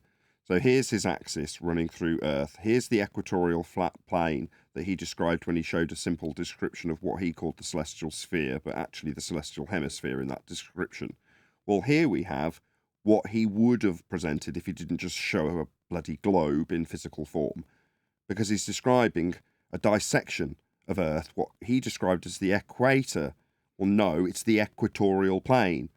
Now, the hemisphere of the sky would be wrapped around this further, and the surface of a globe Earth is entirely redundant because where you're plotting to? Well, you're plotting to where you're standing. In this case, if you look at where the telescope's depicted as being mounted, it's not on the surface of the globe. It's on the equatorial plane. That's the flat plane that you're using to measure your position. And then after you've used a protractor-like tool to measure an angle to a star, you then somehow, because of brainwashing, decide that it's not the protractor and the angle that you look at through the protractor, it's actually the globe Earth itself being the protractor. And your movement of the star that you saw when you measured the angle along a flat baseline is actually the globe Earth turning like it's a protractor. And what you took as the surface and your position therein actually directly translates to a global projection from a grid that's flat that you've already used to get your position onto a globe if you convert it thereafter, even though you've already found your position on the equatorial plane. So the globe, as is depicted here, isn't the surface you're dealing with, isn't the surface you're measuring, isn't the surface you're getting 90 to, isn't the surface you can measure an angle from, doesn't give you a grid system to place your location, doesn't give you an area of equal altitude, and is entirely surplus to requirements. It's simply not the surface you're dealing with when you do this.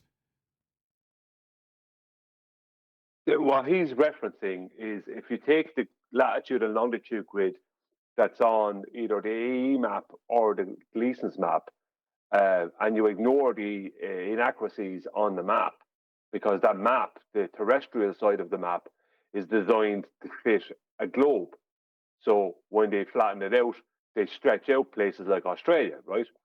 But the latitude and longitude grid is the actual latitude and longitude grid. You don't need to go to the center of anything. It's just one plane that you can use for latitude and longitude and azimuth. You know what I mean? You don't need to go to the center of anything. There is no center in reality, and that's the truth. So people can laugh at things like the Gleason's map and the E map, but the latitude and longitude grid that's on that is correct. And for instance, if you take Australia, on that grid, Australia has more than on, let's say, the Gleason's map, Australia has more than 2 time zones, right? But in reality, it doesn't. It only has 2. This is the thing. You know what I mean? They try and give Australia 4 time zones on that, like they give to America, the United States on that. But in reality, the United States has 4 time zones, whereas Australia only has 2. So, you know what I mean? This is what they must do they're kind of, this guy is working off of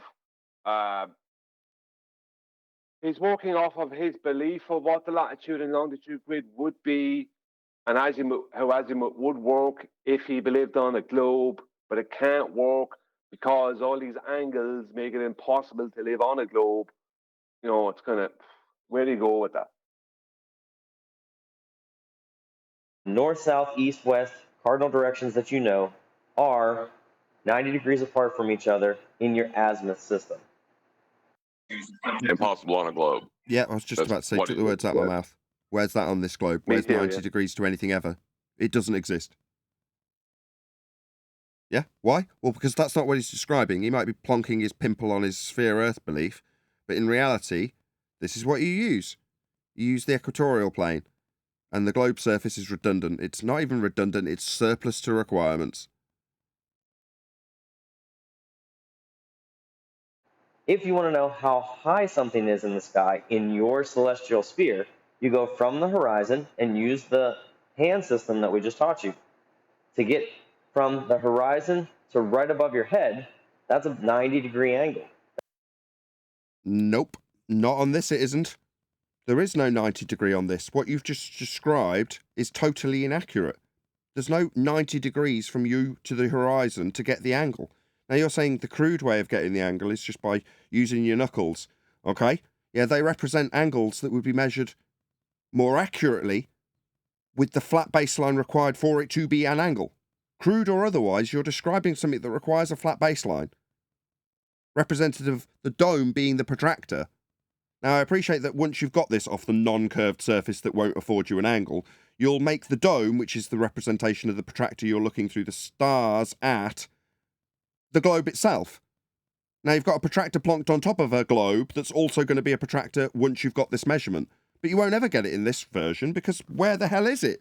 There's no 90 on this, ever. That takes about 9/5 to go from this side all the way to straight up over your head. And that location we call zenith. So if I ever tell you to go look outside and look towards zenith, that's where you're looking for. To show you this in what we saw in the planetarium, we have... Say again. Basically, he is describing reality accurately, but he's showing images of it happening on a sphere. Yep. It's I'm guessing how he was brainwashed into believing this nonsense. Just say, I've got this angle, whilst showing something that won't give you one. And they all make sense.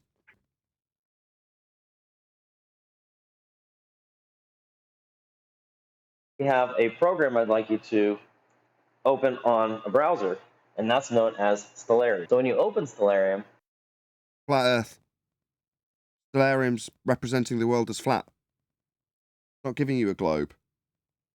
It's taken from the equatorial plane and is representative of the celestial sphere. How is this globe shaped?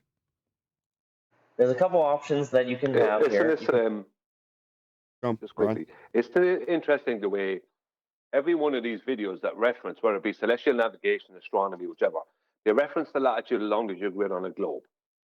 Yet, they never give an actual origin measurement for this latitude and longitude grid. They just describe the sections of it. They don't give, where did the origin of the measurement come from? It couldn't have come from the center of their globe, because that is not where you can measure something from. You can't go to the center of something to measure something. You know, you have to measure it from its surface. They never, ever, ever address that. Not one of them that of all these different videos that I've listened to here or I've listened to privately, has ever addressed where that grid comes from, how it was formulated. They don't address that part because that's X. They keep on dealing with delta, the delta of that X. X destroys everything that comes after it for them. Finished. You can set your location down here in the left corner and pick the location of where you're at on the planet. You can also select over here on the right the time and date that you'd like to do your observations. And then you have other options down along the bottom here. And it gives you an equatorial grid and an azimuthal grid. So it gives you flat Earth.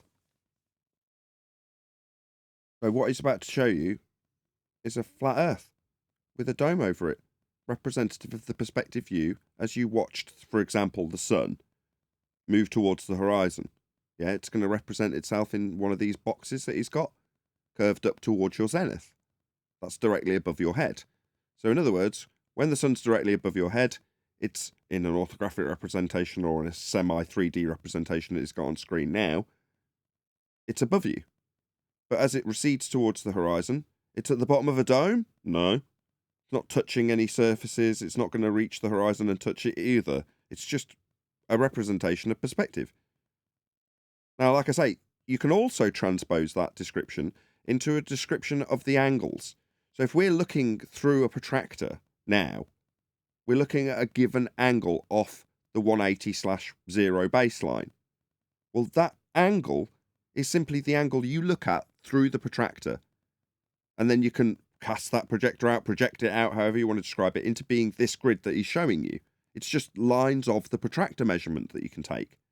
Once you've taken it off a flat Earth, you can then pretend that the protractor that you measured with is this. You can pretend that the position of the telescope where you took the angle to the star is actually the globe. You can pretend the protractor's the globe and that you've rotated the spherical surface about its axis to give you this grid system on screen now. When in reality, you're just measuring through a protractor off a flat plane. That's what you're actually doing in physical reality. Which is what we just talked about, with altitude being the height you can see over here above the horizon. So, not from hell, not from the centre of a sphere Earth, along a flat plane, and just the angle it represents itself with you measuring it from the ground. Yep, it's really basic. Earth's flat, you measure angles to stars. Simple. So there's 20 degrees, 30 degrees, 40 You'll need a flat Earth for all of those. degrees, 50 degrees, 60 Need a flat Earth for that too. degrees, 70, 80, All of those need a flat Earth. That needs a flat Earth too. 80, and there's zenith straight up overhead. 90 degrees from your position, so along a flat baseline then. All of these terms need a flat Earth. Every single one of them require a flat Earth. That is unique to every person on the planet. Why? On the planet? No, on the plane. For everybody on the plane to describe them having angles to the sun would mean that everybody's measuring along a flat baseline. They are. That's how it's done. So not on the planet. Nobody would be getting angles if they were measuring off a curved surface. Ever. Do you think that the word planet, since it has plane in it, is that how that word was derived? They just added a T on the plane and ignored the problem that you couldn't get angles from a curved baseline. You're What's the dangerously French close. word for plane? Yes, you're dangerously close to an etymological fallacy, but yes. No, I ain't saying that that is the reason. I'm just wondering if it is. Yeah, Planete Veritas. Check him out. Has he still got his videos up? Hopefully somewhere someone's got his videos up. Why is that unique? If you look back to the globe here, It has no angles that you just described. Ever. None. Zero. Nada. They're not there, mate. So unique to the globe, no, unique to a flat plane would be everything you just described. I lived down in South America and I walked outside, this is my altitude azimuth celestial sphere. Nope, it's just a guy standing with a measurement tool for angles. And the representation of the sky and where he sees the sun, if it's above his head, it's at his zenith. If it's on the horizon, it's over here. So this is just you dropping a protractor on top of him. but suddenly the protractor's no longer got a flat base to it. So it's a shit protractor because it's never measuring any angles. Because angles will change at every point along this arc. Every point along this arc will give you a different angle measurement, but none of them are angles. An angle's two straight lines meeting at a vertex. You can't do that here. But what you have done is pretended you can plonk a protractor on top of a curved surface. You can't. Not when you're talking about the ground and the ground distances and areas of equal elevation. That's flat. Go ahead. I just want to preempt some of his apologetics is if he wants to even try to describe the curve, what he'll do is draw straight lines to each point along that curve to say that that's the angle at that point. But it's not. What you've done is drawn straight lines to points on a curve. But this is an angle. Yeah, well, I'm keeping it on screen to keep the audience well and truly aware of what an angle measurement, when it requires a 90 degree to a baseline, because it's something in the sky that you're measuring as it recedes towards the horizon. This guy... That ads will run. No, it's giving me auto-ad cues now. Okay, fair enough. It's completely thrown me now. I've got an auto prompt from YouTube Studio saying that ads will run shortly. So they're going to automatically shove ads in the middle of a live stream. Fair enough. Anyway. They've been doing that. Say again? They've been doing that, by the way. Well, they've prompted me that they're doing it. Well, I'm not doing it. It's YouTube doing it. I knew that they were going a bit more gung-ho on their advertising. I knew that. But, you know, fair enough. You're going to get an ad in 23 seconds if you're watching live. Enjoy. Hey, if you want to drive your point home about them not being able to get 90 degrees and all those elevation angles in Master D, there's Rob Durham timestamped. Just 1 minute. At the 1 minute timestamp. Yeah, I'll do that straight away. I think that's absolutely... No, not a 1 minute timestamp. It's timestamp, but it only goes for about 1 minute and 20 seconds. Gotcha. Okay, so to briefly touch on what the guys over at Flat Earth Debate have been saying, we're going to use the exact same examples of the GP positions here. I'm going to look at it from an orthographic view. Okay, if we're standing here on the Earth, this is the angle to the celestial body. Let's take a line from our position, representing the horizon. The angle formed here is definitely not 90 degrees. And even at the position where it meets the Earth, you can't have a 90-degree angle to a curved surface. And AutoCAD will actually verify this, because if I choose the angular dimension command, and I pick this line and this line, it will give me an angle between them. If I try to pick this line and this arc, it says here, object selected is not a line. So it will just not give me an angle. And why would it? How could it? The angle will be different at every single point on that arc.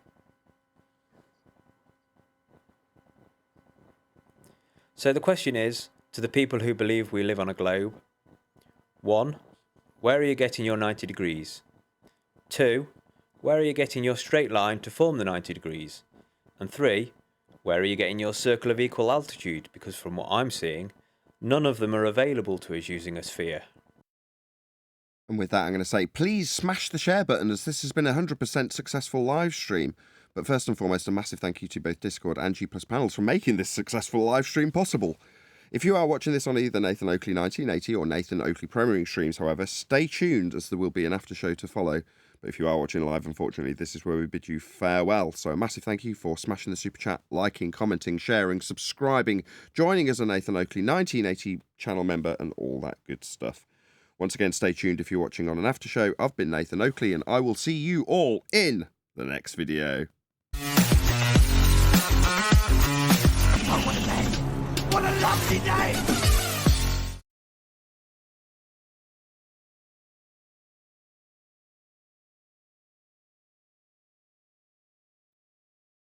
Following.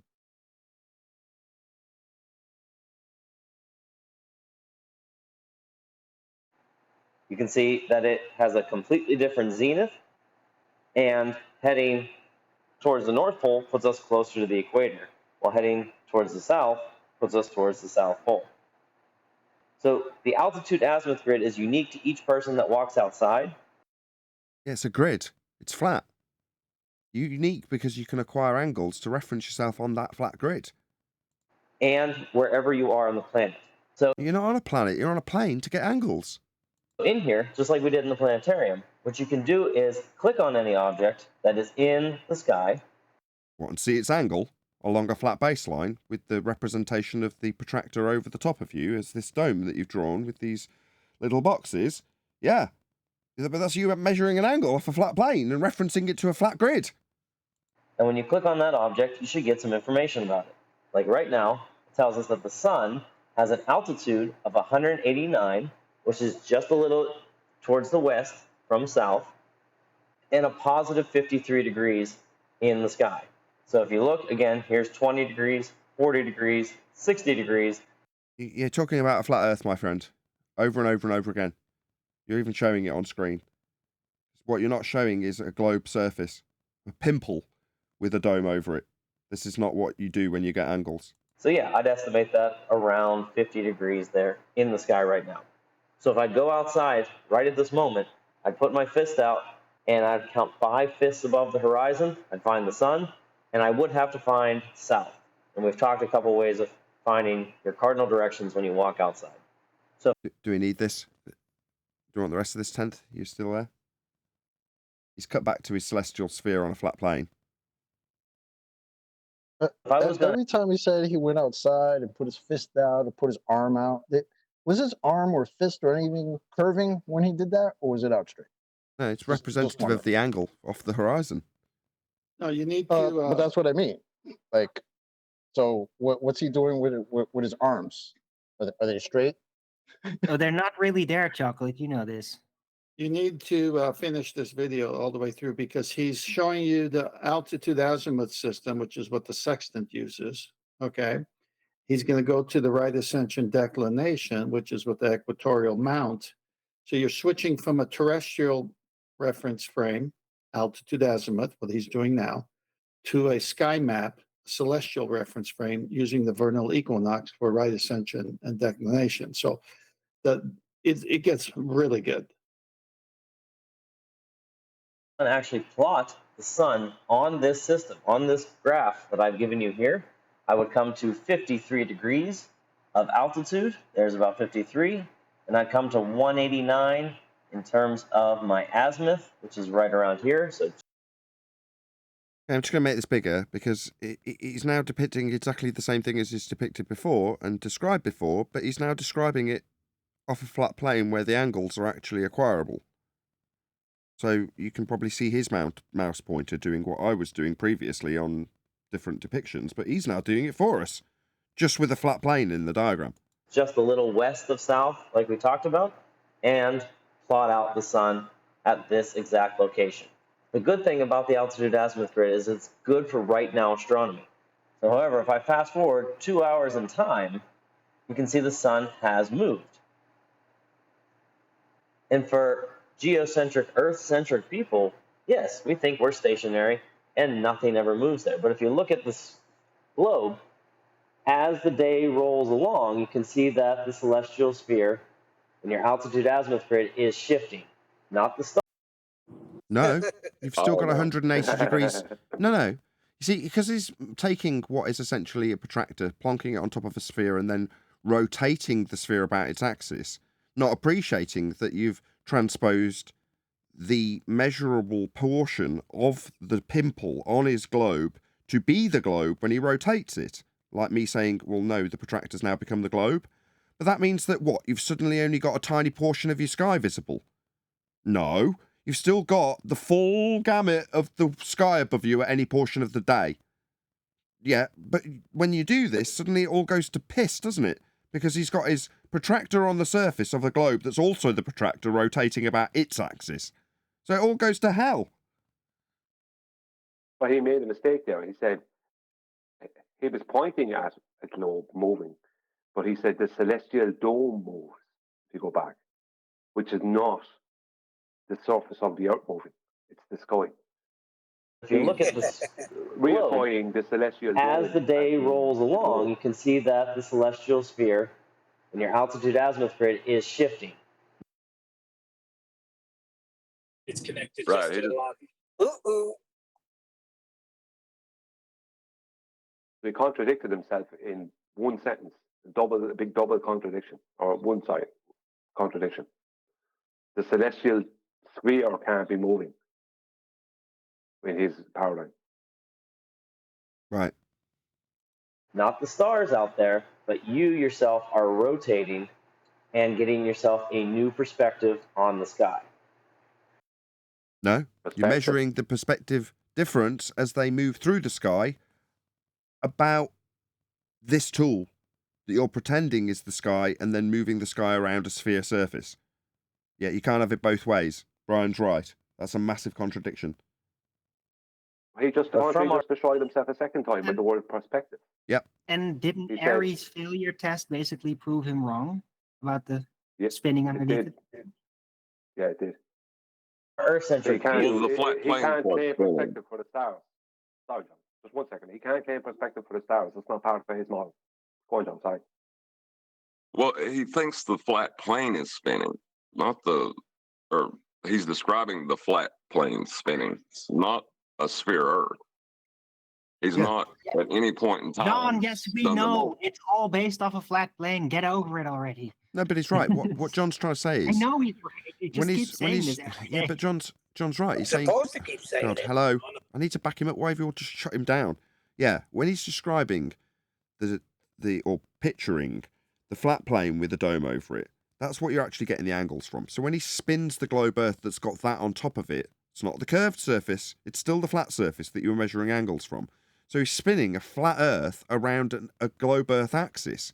It's absolutely absurd. John's right to point that out. It's not just, he's using a flat Earth. No, he's taking a flat Earth with a dome around it in a representation view of the perspective sky that you get, plonking that on a sphere and then rotating that flat domed surface about the axis of the sphere. Right, but if he keeps reminding me of that every single time, anything and ever comes up, then how can Baldwin figure out a way through? It's not fair. I see. I should have had some more empathy for Baldwin, as should John. Bastard. How dare you? Yeah, stop reminding us about how it's all based off a flat plane. We get it already. Good. Like the planets, the sun, the stars move through our altitude azimuth. So if they're moving through your altitude azimuth, how is it the surface of the flat pimple moving around an axis of a globe Earth that's not being utilised? Especially as you didn't actually show us the equatorial plane that these flat surfaces you're representing now on screen actually are derived from. So it's a bit of a cock-up. So now, 2 hours later, I can see that the sun is sitting around 40 degrees of altitude.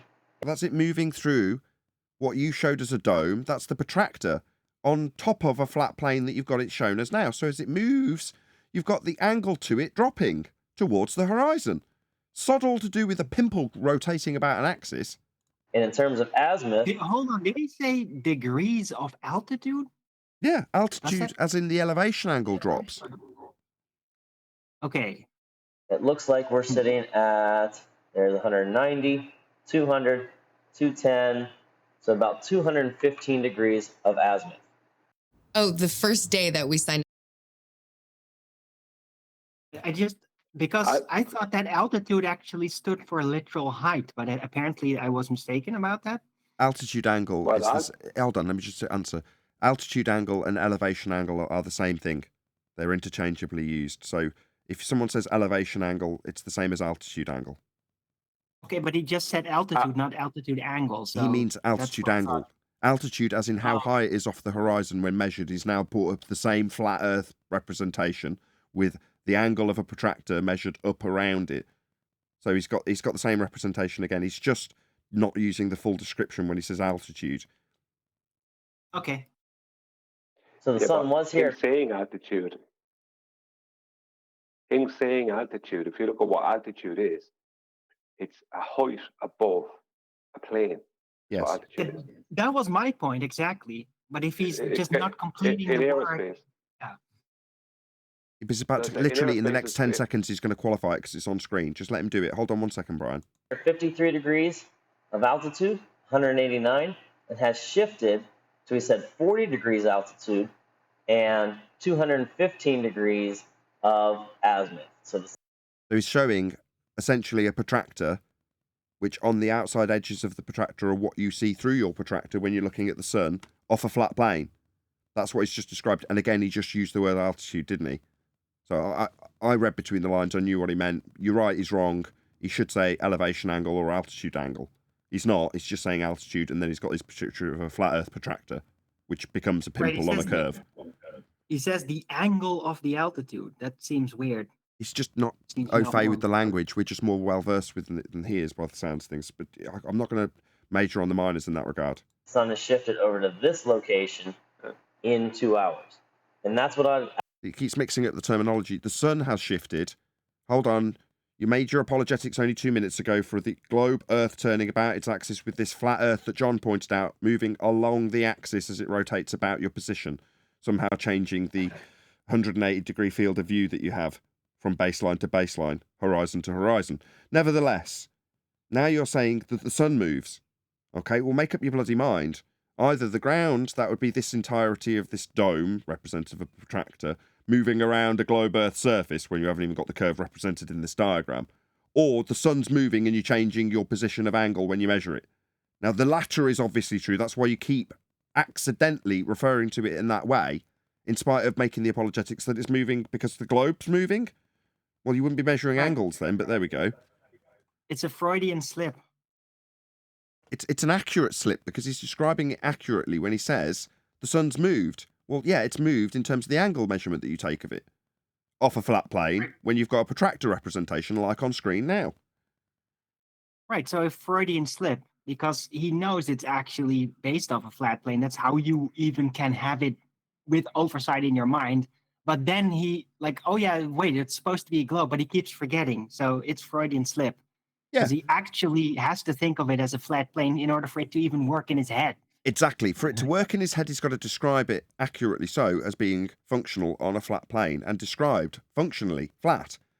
But then every so often, rather than changing his language, so he makes the apologetics in the description when using the flat plane, he just reverts back to describing it accurately with flat planes and angles and 90s and things, and then shows it like it is now.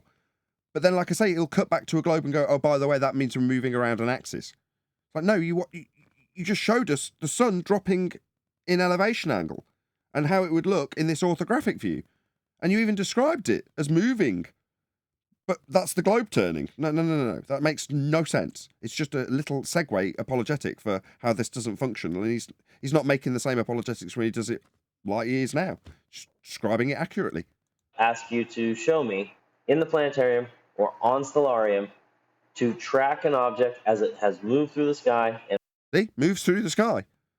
Changes its angle, its elevation angle, its altitude angle. Yeah? Not a globe Earth turning. Keeps doing it. Yeah, it keeps doing it because it's accurate. He keeps doing it. Yeah, every time he describes it accurately, it flows off nicely because it is mathematically sound and doesn't come with a contradiction in terms for the angles that you're talking about. And plot it on this graph. This graph is also onto your night sky journals so that you can use it when you go outside and observe things at night. So this diagram is in the journal, no globe in it, no curved surface, just the representation of the sky with the perspective view as the luminaries move towards the horizon, represented as this circle, which is flat. Must be, you've got 90 represented on it and marked as 90. So 90 to your position at the centre. Shh. 90 to your position at the centre. Right. So this is how the journal says it's done, and it is flat. Can't be anything else. You wouldn't have 90. Go ahead, Darwin. So Nathan, yeah, we can't see the image from the G+ panel, but I'm guessing that in his example of how it works on a globe, he's showing a flat plane diagram? Absolutely. There you go. I thought so. Well, just like we have latitude, longitude here on Earth, astronomers wanted latitude, longitude for the stars. So what we basically did was project, like you see in this animation, the equator out into space and our celestial north and south. So I'm going to rewind that in a second so I can pause it as he gets the diagram to allude for a minor second with an animation to what's actually occurring here. So he's describing now the celestial equator, and he's got the globe surface, absolutely tiny at the middle of it. And then he shows a flat plane emanating for just a few seconds out from the center of the sphere. Or the stars. So what we basically did was project, like you see in this animation, the equator out. What you've got here, ladies and gentlemen, although he didn't have it on screen for long, is a flat plane that will represent the ground that you measure the angles from. It dissects the center of the sphere. Now, he's only put this on screen for a fraction of a second in an animation. But what I'm going to do for you now is put it back on screen exactly as we described it earlier in the live show, which is to say the equatorial plane. Now, he has mentioned it also, hasn't he? And here it is, the equatorial plane. So why is it that in this diagram I don't have to pause it to make it absolutely clear that the angle measurements are coming from the flat surface and nothing to do with the globe surface? The celestial sphere wraps around it thus. Sorry, you can't see this in G+. This is the stars representing a hemisphere if you take this as the equatorial plane, dissecting the centre of Earth with you right in the middle of the fiery cores of hell. Now, he's made it really small so you don't notice that this equatorial plane, a flat plane that will give you angles out to the stars on an hemisphere, not a sphere, because you can't see below the ground. Well, this is the ground level representing the baseline. It's not the sphere surface. Now, for some reason, he's decided that's worthy of a 3-second animation. Me, I'm going to pause it right at the right moment that shows that this is now a flat plane we're dealing with, and we're back to the completely surplus to requirements globe in the middle that isn't being used, because that's not the surface we're going to be dealing with anymore. But if it makes the globe really small and only shows you a flat plane in an animation you might not notice, well, we do, because we know what we're actually dealing with and we've highlighted it every single step of this journey. And here it is on screen, is deception for only a fraction of a second before, into space, poof, and it's gone. our celestial. Now we're just left with the globe and the celestial sphere. What about the plane that we'll actually be using? Oh, that's gone from the animation now. Now we don't need it. Now just being mindful of the sphere in the middle, because we're not going to show the plane anymore. It's marked equatorial equator, and it's got a ring in the celestial sphere. But where's the flat plane that we're actually using that's dissecting your sphere, making it redundant? In fact, surplus to requirements. Because you were already using the flat plane. You had it on your animation earlier when you talked about measuring angles. Then you talked about a sphere that was surplus to requirements. Then you showed an animation of a flat plane projected out from the centre of it, but didn't keep it. Why? It's the only bit that made sense with any of the descriptions you just used. It sounds like a little peekaboo moment. Like, peekaboo. Oh, peekaboo, here it is. Yeah, peekaboo, flat Earth. Let's see it again. His little peekaboo moment of showing you a flat Earth. The stars. So what we basically did was project, like you see in this animation, the equator out in the flat plane bisecting the Earth that we're not going to be using anymore. So I just did a little animation. Peekaboo, flat Earth used. into space, and I would our like to point celestial. out. Ed? I would like to point out real quick that they didn't project it out. They transformed the surface using the Haber-Sign formula. They did. So, in a way, projecting out is wrong. It was actually transformed out. Celestial north and south pole based on the rotation of our planet. So the celestial north pole is pointing straight at the North Star, while we have the celestial south pole pointing down towards the large and small Magellanic Cloud. So before John gets to it, that's two flat planes sandwiched, what's the word? Antipodal. Two flat planes. Not one globe. He just peekabooed his little flat plane for the north-centric plane, and now he's described a south-centric plane, azimuthal or otherwise, antipodal. That's what he's got with the celestial sphere. Two flat planes sandwiched one on top of the other. So let me show you what that grid system looks like in Stellarium. So I'm going to take... You just started with a big globe, projected it out, and then showed this Stellarium representation of a flat plane again. So we're on the flat plane. You didn't show the Haber-Sign conversion. You just showed a couple of really slick animations. Good that they were. I'm not going to deny that you didn't actually show how this is done, because the plane that you projected out from a globe that was never used to get these angles was never used. At no point in those two animations did he use the globe surface. Now we're back to the flat plane with a dome over it. Take away the azimuthal grid, and then put back the equatorial grid. So it's this fainter grid that you see here. With this equatorial grid system, the zero line is no longer on the horizon. The zero line is right here, and this is where the equator is projected out into space. Really? But you're still going to be using your what? Horizon to get your horizon? So you've got a new horizon out in space. Projected from what? The globe surface? It's not. It's projected from the equatorial plane. Let's just show it again. Oh, is it the horror value? No. This is the equatorial plane. Are you saying, well, this is projected out to space? Yeah, but you're still positioning yourself on the grid with reference to it and the stars with angles to them. Again, globe Earth redundant. Nathan, Yes. this is when he's switching into the right ascension declination. Go to the citation I just put, the Master D, which we've read quite a few times in the last week. Okay. It may be a bit confusing for beginners to imagine the celestial equator and the related declination. A really simple way to picture this is to replace the sphere of the Earth with a flat circular platform on which the telescope stands. Oh, yeah. Remember that? Yeah. Still the same plane, just projected to the celestial sphere. Same equator, equatorial plane. It's a lot You get- easier that way, right? It's more practical to actually apply it like that. Why would that be? Not Would it be- easier. It's absolutely required. It's a prerequisite. You need a flat plane. Can't do it any other way. You won't get 90, ever. I mean, obviously, the most simple way to do something is to make it the exact opposite of what it is. I mean, that's obviously very simple. How do you expect him to get these measurements off a sphere? He's being hard on the guy. He's got to go on a flat plane. Did you all not hear what? to Sorry, Brian. I was just going to say, did you not all hear the wisdom from Chocolate there? Well, yeah, the easiest way to walk to the store is to put on boot skates and go backwards. Yeah. That's what I mean. Because we always take those kind of routes. I can actually see about 20 to 40 degrees below the celestial equator, and I can see all the way, if I come up towards the north, all the way to the north celestial pole. So the North Star is hanging out right here, about 40 degrees above the horizon.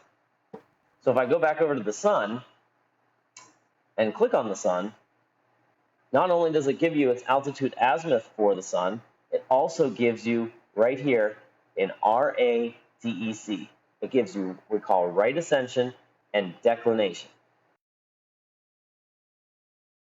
Oh, I think I know what's wrong with him. He is thinking that he's measuring angles to the surface of a sphere, but the anti-flat earthers covered that for him. It's refracted. There's never any straight lines ever.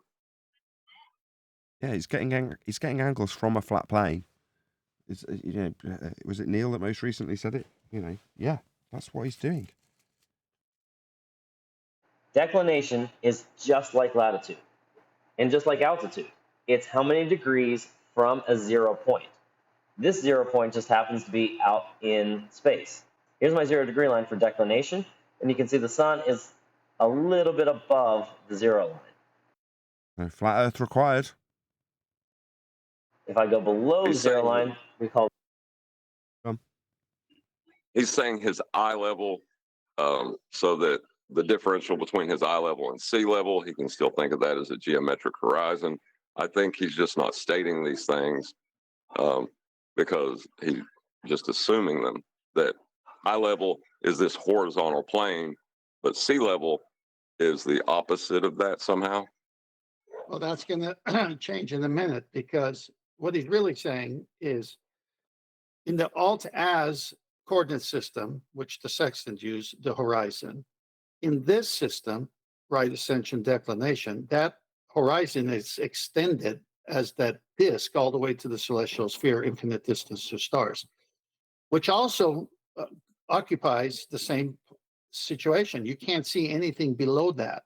So even when it's extended into space in their model, in the celestial sphere diagram that they're showing here, anything below that extended equator to the celestial sphere, you can't see those stars. So it's no different than if you're on the flat plane on the Earth where you can't see below the horizon, obviously, because we're on the plane and the stars are moving. And we're going to get to a very important point here soon, so I'll let you know when that is, Nathan. Keep playing. All those negative degrees of declination and above positive degrees of declination. So you can see in the coordinates for the sun, it's saying it's about 4 degrees above the celestial equator. But where is it in terms of its longitude? So my longitude for the sun is in hours now, not degrees, of right ascension. And you can see that my line here says 15 hours. The one above it says 16 hours. So this is 14 hours, 13 hours, 12 hours. Here's the 11-hour line. And so I'm about 11 and a half or maybe 11 and a quarter hours of right ascension. The nice thing is, with the right ascension declination system, is that as I move through time, I'll go through hour by hour now. He's moving through time. You can see the sun. Well, he's scrolling the time on in No, Stellarium. what we have on Earth with longitude from Greenwich, they're using a date of the vernal equinox, and instead of degrees, they're using hours, 24 hours. Okay, so that's what he's showing. Now, if you go to Master D, I put 2 slides there. I understand that. Let me get there myself so I keep in track with what I'm showing you. Okay. All right, so you see the one labeled vernal equinox? Mm-hmm. Spring begins over the northern hemisphere on March 20, 2017 at 6:29 a.m. Eastern time. This is the precise moment when the sun is centered on the celestial equator. So that equator of Earth, that equatorial plane, is now projecting to the celestial sphere, and the sun is there on that same date on that same equator plane. Earth tilt is negated on this day. On this day, the sun rises due east and sets due west on this day everywhere on Earth between poles, observes 12 hours of daylight and 12 hours of night. This is the vernal equinox, when the day is equal to the night. The term equinox literally means equal night. So what they use this date for is very important, because they're saying the Earth is rotating, and on this day, the tilt of the Earth is negated just for this one day. It also happens at the winter equinox. But go to the next slide. Go to the next slide. It removes the orbit. It's going to remove everything here. So here's the slide that shows the tilt of the Earth, okay? Because what they're doing here is a trick of all tricks. We know the sun is moving 23.4 degrees north, and then on the vernal equinox and the autumnal equinox, it's on the equator, where tilt of Earth is negated on those dates. And then it goes southward, the sun moving, not the Earth. And then you have 23.4, and then it starts its upward circuit to the vernal equinox. Takes a whole year, right? So in this picture, you see Earth with a tilt. But the date they need to use as the reference for a similar reason Greenwich is the line for longitude on Earth, the terrestrial map grid system, they need one for the heavens, because this is a sky map we're talking about. You're no longer here using Earth maps. So what can we use as a reference point in the sky to give us that so-called longitude reference? Well, let's use the vernal equinox, where there's no tilt. Okay, what happens the day after, or when it's at the winter solstice or in the summer solstice? Well, we're still using that date in the vernal equinox because we need a flat equator all the way to the celestial sphere for our reference. Do you see what they're doing here? Yeah, they were completely removing the heliocentric model. Absolutely, Brian. You nailed it. It's the date of the vernal equinox that gives them the sky coordinates that if you're in LA, Munich, or New York, we can just point and everyone sees that same star because we're no longer observer dependent where you are on Earth as your reference. We're using the sky as the reference. And in order for that to work for those people in those 3 locations, the sky needs reference points. Well, declination is like latitude. What's right ascension? Well, it's similar to longitude, but we already say longitude on there, so we'll call it right ascension, and we'll do it in hours. And it's that date where the Earth's now tilting to cover the fact that the sun is giving us our seasons by its movement over the flat plane. They're saying the Earth tilted is giving us our seasons. Yeah, I can use that exact same system on any of the solstices, whether it be 21st of June or 21st of December. And by using that system on those solstices, sorry, I'm not able to say the word very good, I am using a system that has no tilt. Yet it will be correct. Whereas the solstices are the maximum tilt for the globe on both those dates. Maximum 23.4 north and 23.4 south. Yes. I mean, going by what they've already done, the simplest way to, or the best way to simplify the tilt is by making it no tilt, right? Yeah, because where did the tilt come from? Came from Kepler. Yeah, because Kepler was. This goes back to, and I'm not. Look, I am going to blow my own horn here, right? That sounds a bit weird, but I. I am going to not so much big myself up, but I am going to point out something. Many years ago, I pointed out where Kepler got his information concerning the sun and the cycle of the sun throughout the year. Right? It came from geocentric and it came from astrology originally. It came to him through Brahe, but it was around a long time before Brahe. The point is that Kepler amalgamated that, and this is exactly what I said years ago in my presentations. It amalgamated that with the Copernican model, right? Which means he had to add the tilt for the offset elliptical orbit that he needed to claim we were in. He needed the tilt because he needed to be able to have the offset elliptical orbit and have seasons, and that's why he added the tilt. But the right ascension and declination, right? Does that work in reality, Kent, every day of the year, every minute of the day? Well, let me summarize this. No. Just 1 second. No. I have something on just answer my question. Just please, just go along with it. Yes, does it right works. Ascension and declination work every day of the year, every minute of the day? Yes, because the reference point is been set. Hang on. And do they reference a tilt to the Earth at any time for any of those days or any of those minutes? No. Right. That's the end of the heliocentric model. Right. So, in summary, thank you, Brian. I didn't know I was going to be on the witness stand, but I'm glad to oblige. In summary, Chocolate, say what you just said earlier. You remember? What, that the best way to, I don't know, simplify the fact that there's a tilt is by saying there's no tilt? Okay. Now, just remember what Chocolate just said and think about the alt-as system with the sextant, where we're on Earth and using Earth reference. The best way to describe that is the equatorial plane, a flat plane. The best way to describe how we use the sky as a map is to have a flat plane all the way to the celestial sphere, right? With no tilt to the Earth. It's very similar. It could only work with angles and a flat plane. And in the sense of RA and DEC, it goes off of a date. And Brian nailed it by saying it destroys their whole model because they're not referencing what's happening on the solstices.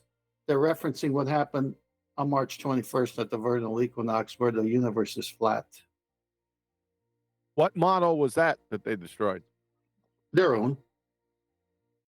Can we see it? Yeah, we just showed it in pictures. Really? Where is it? It's in pictures.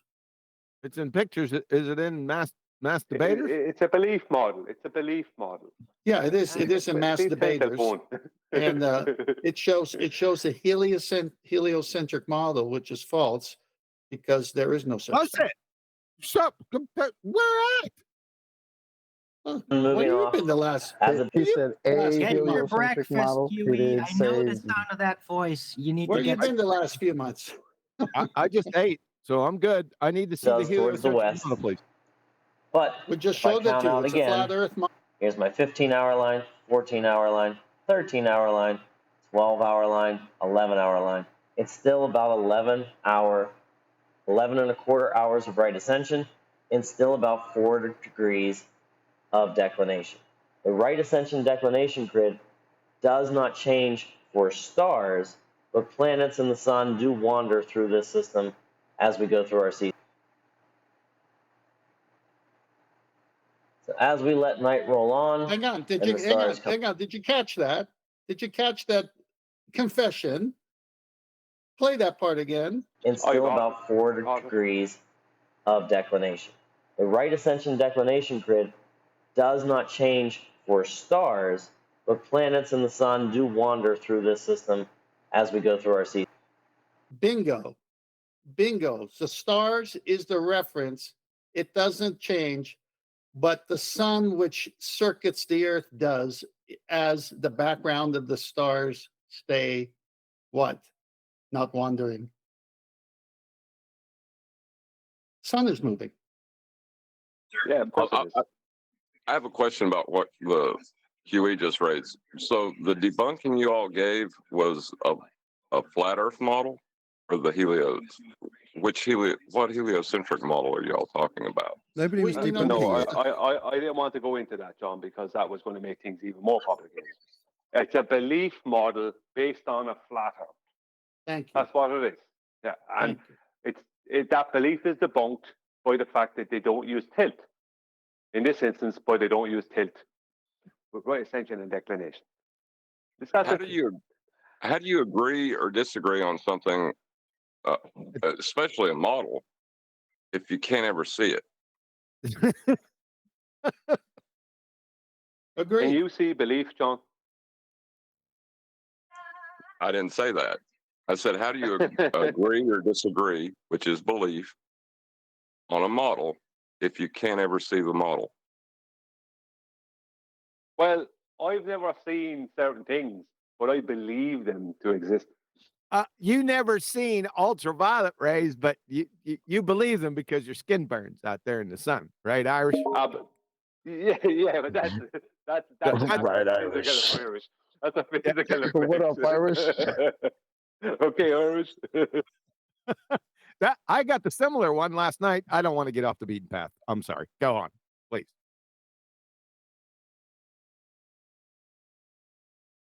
I think Nathan letting us rock.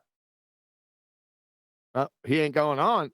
If he ain't going on, then I'm going to go on. So I didn't realize what the gentleman said because I was looking for the heliocentric model in mass debaters. I still can't see it. I see the vernal equinox. That's a nice picture, or diagram, by the way. Nope, it's not in here.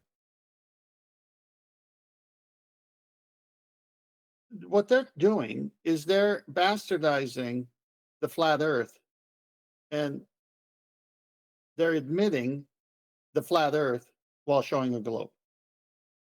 Because everything they do needs an angle, and they need the vernal equinox to be the reference point in the sky, much like Greenwich is on Earth in England for longitude, because they know what declination is, but they need a longitude kind of reference up there. So they use the vernal equinox. It's an important date for the universe and the Earth's equator in their model, which of course is not real, a belief. The Earth's equator extends to the celestial sphere as one large flat plane. Anything below it can't be seen. Anything above it you could see. And those are the stars you view. I'm just a fly in the ointment, just the monkey in the wrench. Well, but at that point, you don't really need to debunk that model because they're claiming a flat Earth. Correct. Like, the argument's over if there ever was one to begin with. Correct. All of you are right. Yeah, but they're juxtaposing that description. They're using that description like the guy did. It was a good video in that respect, 10th, because what the guy's doing is he's describing that flat Earth conceptualization with a globe in front of him. Mm-hmm. All this problem, this all starts with Kepler. Gravity started with Kepler as well. All started with Kepler. Kepler's the issue. Gods!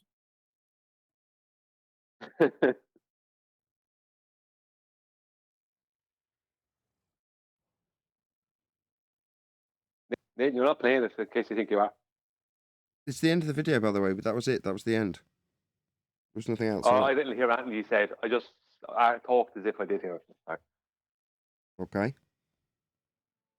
So no tilt equals no globe. That's equals no heliocentric model, right? Wait, what's tilting again?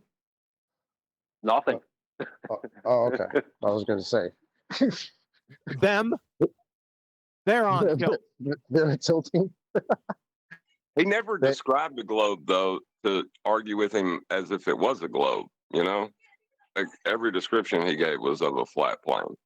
You know, but that's after how do you argue with that? firstly disclaiming that, because we live on a sphere, and then that takes care of all the proving that we live on a sphere, and then we can just continue to talk about how we take elevation angles off a flat plane, Nathan, 90 if you go degrees to, and stuff. Sorry, my bad, Chuck. Nathan, if you go to Master D, I got a picture of the no tilt day for the reference.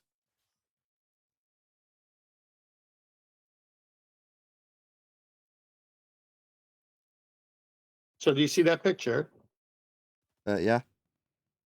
Okay, so you see that it says vernal equinox, 0 hours, then 6 hours, 12 hours, 18 hours, and back to 0. This is no tilt day. This is reality. The globe is surplus to requirement. And when you live on the plane of the earth, that stuff on the bottom that no one sees, even in this picture, if you move away from Polaris, you start seeing those stars because you're moving away from. Where'd you get that at? I like that. Yeah, I just typed in right ascension in hours, and there's several of these. So my point is, if you're living in reality and you're directly under Polaris, it's at your zenith. As you move away from Polaris towards the equator, it's dropping lower and lower in the sky until it's 0. While it's dropping lower and lower in the sky, the stars that you were able to see while you were under it, now because it's lower in the sky, you're seeing other stars because its perspective is on the horizon because you're walking away from it. And now other stars are appearing to you. Those other stars is what's below this yellow disk here that they say is antipodal. It comes into view as you walk on this plane away from one star, other stars appear in the sky. What time is vernal equinox? It's March 21st usually, the whole day. No, that's a date. What time? That is the date, and that is the time. That's the only day they use for the reference. So when you say 0 is hours, is that 6 a.m. or 7 a.m. or what? No, the date is used as reference, and when you want to measure, and this grid right here is what Brian was saying they use on their tilted days even, because this is the reference for the sky map. I think it will be 12 o'clock at night Greenwich time will be 0, won't it? Oh, gotcha. That's what I was looking for. I think. Because it would be, that's how they start the day, whatever way they start the day. Well, Greenwich is based on noon at Greenwich, so it might be the opposite. I don't know. Actually, that's right. Yeah. Is there a time? No, but no, that's correct because it's new. Sorry, 1 second, Chocolate. A day is defined from solar noon to solar noon. That's how it's defined. Okay. Yeah. Now I'm going to send you. I'm going to send you a picture now in Master D, where they showed the tilt and the hours that they have to use when in their fake model the Earth is tilted. Wait, Tom. Is there a time when no tilt day and no atmo day happen on the same day? Can we call that a holiday or something? Sounds like a new drink at a bar in Jamaica. Okay, look at the second picture. They must still use the vernal equinox for measuring the lights in the sky, but they showed the Earth tilting. In reality, the Earth isn't tilting, the sun is moved. Instead of showing the sun moving, they showed the Earth tilting. I don't like that diagram. I like the other one. No, the other one didn't have tilt. This one's showing tilt. I just don't. Yeah, this confusing to Joe Snuffy. Wait, I I just didn't know. I realized didn't know I you was can't have, talking to. you I can't didn't know I have was no talking to tilt. Joe Snuffy. Right, that's fine. You can't have no tilt day on no atmo day because no atmo day is when the curvature magically appears. Then you gotta have a tilt. So they can't happen on the same day. My bad. When you read on, listen, there's more videos. This is just one of them. I mean, that's just, they need no tilt. They need the disc all the way into space. They need a 0 to 90. It can't work, whether in space or on Earth. They need to go to the center of the Earth. They need that center of the Earth equatorial plane to extend to outer space to the celestial sphere. And nothing can be seen under those planes. It's flat Earth all day, all night. It don't matter. We just busted the globe. So they need to go to hell. That's it. That's where the whole doctrine came from, is hell. Angles from hell. In fact, Adam had a great picture. I posted it. Nathan, you ought to show it. He rejected that as a thumbnail. I don't know why. Didn't have Danny on it. No, forget Danny. Danny has a double. Forget Danny. The problem is these people are brainwashed, and but it has a sextant. How did the sextant get into hell? Danny took it down there. If you don't want to know how you smuggle things into hell, it is not an easy process. Well, some people are hell bent in trying. That's for sure. Somebody needs to put Danny's mug on there, even though we know it's the whole. What word am I? The whole. I just had it and I lost it. But Danny is the poster child. It's the whole corporate. We understand that, but Danny's the poster child. We should have Danny's face on. Well, everyone who is a speaker and delegate for the false heliocentric model could have their face on it. What heliocentric model? Where's that at? In hell. Models in hell. He's talking about Danny Malcolm. You knew I was going to say that. That's what. Yeah, I know. That's why I asked. It's not one person. It's the whole science department at universities. It's Kepler. It's Copernicus. No, pseudoscience. No, I'm sorry. Pseudoscience department, not the science.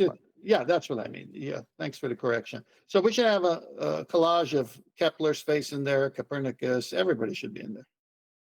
You know, it was really genius, though. Like, this is really genius. They took the only working model of navigation and claimed it as a globe, you know, and then they argue with people as if they're, you know, they have a model. It's madness. It is. Did they think that they could pull the wool over our eyes for this long? They must have thought that, right? Did you think you'd get away with this? I think they still think so. Come on, Kiwi, trust the science. But we got to embrace the fiction in our science, Tim. Come on, Chocolate, give me the mayor of Chicago. You got to have a working model, guys. See, our model, it works. You can navigate the earth with it. But you know why I don't work on a globe? Because, you know, in trigonometry, you need triangles. Triangles, think about triangles, they got flat sides. And you need the flat sides to get 90-degree baseline. Yeah, it's just easier that way. I want the mayor of Chicago, Chocolate. Give me the mayor of Chicago. What was her famous line? Science is back, baby. She's hugging a globe. No way. Yeah. Yeah. Oh yeah. Oh yeah. About 2 years Go ago. get that clip. Go get it right now and put it in masturbate right now. Hold You're on. talking Hold on. about the Give me a second. Chicago mayor, right? Yeah, the old one, the one that got the can. Wait. QE, you never saw that? When she pretended No. like she woke up from a bad dream. She's like, oh my God, science is back and the earth is round. Some shit like that. No, never seen it. Nope. Hold on. Give me a second. It was at the height of COVID during those peak paranoid times. Yeah. Did she say the globe is back, baby? The baby is I like that one. No, science is back, baby. Oh, but baby's in there? I'm pretty sure it is. Yeah. I didn't make it up. I'm You pretty gotta sure post it that is. shit right Yeah. now. Absolutely. Baby's in there. And For the crying globe. out loud, the baby's in there. How much more do you want? The baby's in the oven. I think the implication was she was having a flat Earth nightmare, and she woke up with the globe she obviously had sitting next to her at all times, and said, "Science is back, baby." I love that baby. I love it because it's so resolute. I love the baby. It's got flair, it's got panache, and it's resolute. I like it. All right, Simon. You know, I bet you one of her speechwriters, or whoever wrote that commercial, was saying the exact same thing. Like, we gotta put some panache in this and spice it up. You know what I'm saying?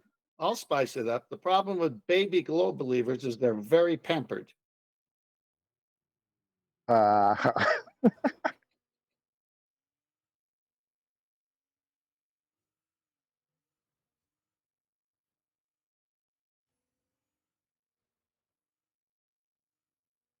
Who are you talking about? Who said the globe is back, baby?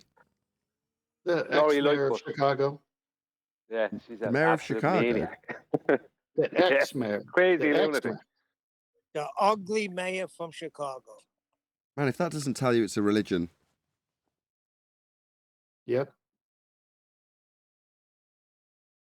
Give me a second. I think I might have deleted it, but give me a few more. Well, I can find it on YouTube. I just wondered when she Yeah. said science. When she said science, was she thinking of the one that doesn't prove anything, or the actual empirical method?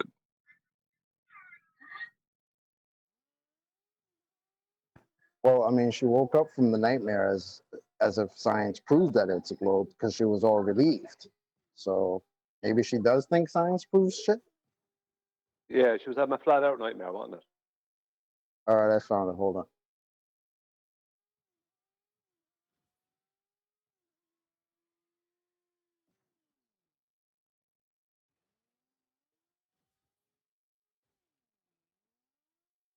Right, once you dig that out, what I'm going to do is round out this live stream and then come back and keep testing, basically. We still live? Well, no, we're recording, but I'm saying I'm going to end that recording. I put it in Mass D. Thanks, Neil. That helps Nathan out. Get off my back, you. Am I going to get copyright strike for this? No, I don't doubt don't play that. That's just for me. Don't play it. I wouldn't. Where's it from? Chicago. TV commercial. Thank God. Science is back, baby. I love it. And the I earth love that. is round. Thank you. You missed the second part, Kiwi. Was there more? The earth is round. Not No, flat. you missed that part. Oh, not flat. Because it needs to be said. I mean, that is... I remember getting these things coming up in 2015 and 2016. Like, they suddenly... You know, Obama as well, a bit later than that. But, you know, it's like, why have you got to tell people? Why have you got to remind them? If they already know they're on a sphere, why have you got to remind them and tap on a globe and say, it's not flat? This seems just so unnecessary. Oh, crazy times, man. That's like It's a Danny tell. in the church. Yep. It's Exactly, a tell, Joker. Nathan. It's They're a losing. tell. They're losing congregation or whatever it is. keep on telling you it's a tell, but I keep on getting rumpus.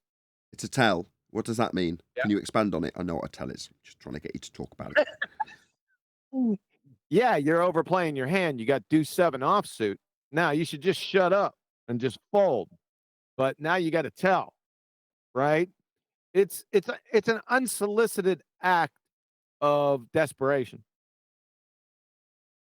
So it's somebody Nice. in a conference room somewhere saying, we need to get ahead of this. It's exactly what Faulkner's doing in the churches. Trust me. And if you look at the video, she's sitting there when she's pretending to sleep. She's got a book with galaxies and stars on the front of it. It's like, what the hell? Yeah. Well, that Washing explains your her- hands does work. that explains her spacing out, Chocolate. Thanks for that advice. Washing your hands does work. There was me thinking I needed to rub them in shit. Who's this advice for? I mean, washing your hands work. Is that really what the world has become dumbed down to? Yes, this was during the face diaper era. So, Oh, okay. You know what I mean. No, fair enough. It was during COVID, so they were telling people, please wash your hands, please wash your hands, please wash your hands, please wash your hands. Okay. But that, even then, I mean, I wasn't necessarily exposed to that particularly on mainstream media, but I knew, I was aware of it, right? And at the time I was thinking, I mean, I do wash my hands, right? It just seems logical because you get dirt on them. But in the time of a pandemic, is it really that the society we live in is so stupid that they need to be reminded to have basic hygiene? And the answer is yes. But there we go. Yeah, but that had a bad effect on my little guy. My 12-year-old, going to be 13 in a couple of days, constantly washing his hands. Well, he's still in the Can't get it bathroom. through his head. Can I just make this just as a public service reminder? Make sure you wipe your ass. He washes his hands after he washes his hands after he washes his hands. Sorry, that wasn't dumbed down enough. After doing a poo, make sure you wipe your bottom, ladies and gentlemen. This was a public service announcement brought to you by Flat Earth Debate. Hey, back, baby. Hey, have you ever forgot? Like, I keep missing bits and everyone keeps reminding me. That's right, John. Refracted curvature. Science is back, baby. Remember to wipe your You ass. didn't answer my question. Well, finish it. The earth is round, not flat. And finish what? I said, have you ever forgot? And that's, it's a rhetorical question. But I'd like an answer. Social distancing does matter. And wearing a face covering does help protect all of us. Face diaper. Thank you. That's so kind of you to tell me. Oh, I feel all special, like she's talking to me. Oh. Yeah, but in that video, you see the way she pats the globe? Like a pet, right? Like Mr. Bigglesworth. I'm talking specifically about this nurse or whatever she is. She's got a stethoscope, she's got a white coat, and she's looking into my soul. Quite beautiful. I just loved how they related these two things together. It sort of like, oh, let's just branch these two things, this globe that I got, and then let's branch right off into, oh, washing your hands and all that science. The science, baby. Isn't that also quite a big gamble, right? Because, there's, I mean, I don't know how mainstream this is because I don't watch, but, there's certainly people questioning various aspects of the pandemic at the moment. Well, if you tie that directly to flat Earth, isn't that going to make people start questioning that if they start questioning the other? In other words, you're tying two, if you're saying it's a tell, QE, it's like a tell when you've got a really crap hand. You know what I mean? But then you've just had your tell discovered with the last crap hand that you had. It's like, doesn't this seem a bit like a risky maneuver to tie these two things together? No, because they realize there's a certain percent of the population that are quick on the uptake and they get it, but they know by far that the masses are dumb as a bag of hammers. They don't care. I So see. then why are they preempting everything? And not Everybody's what he's saying in is the by corner. this standard, it's not preemptive. It's just directly take it at surface level. There is no underlying message here. Listen, Mr. Public, Earth isn't flat. Remember science, it's a globe. End of message. It's just like there's no subtlety to it. There is an underlying message. What she was saying was that science proved the pandemic, and so science also proves the globe. So anyone with any other ideas is wrong.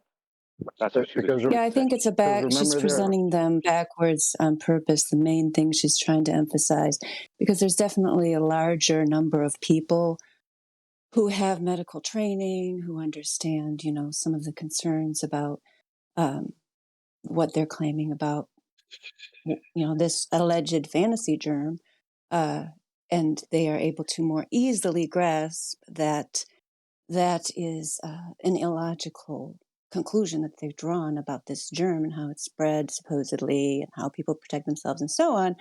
They don't want any of those people then continuing to see, oh, this, you know, authority figures are telling me this is obviously not true. What else are they lying about? I've seen that, you know, in the general public who is starting to wake up to the fantasy germ truth.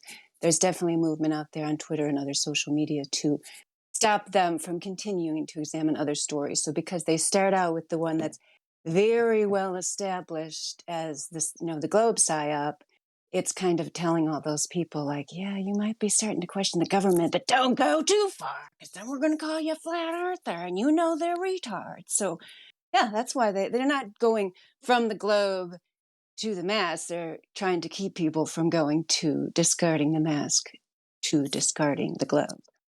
Ah, interesting way of perceiving it. I was saying, keep talking. Wasn't that an attractive point? We'll get more in the next edition, so hopefully that'll keep you all hanging. Because with that, I'm going to say a huge, massive, enormous thank you to both Discord and G+ panels for making today's after show possible, and of course, a massive thank you to all of you in either Nathan Oakley 1980 or Nathan Oakley premiering streams. Hopefully, smashing the super chat, liking, commenting, sharing, subscribing, joining as a Nathan Oakley 1980 channel member, and all that good stuff. I've been Nathan Oakley, and I will see you all in the next video.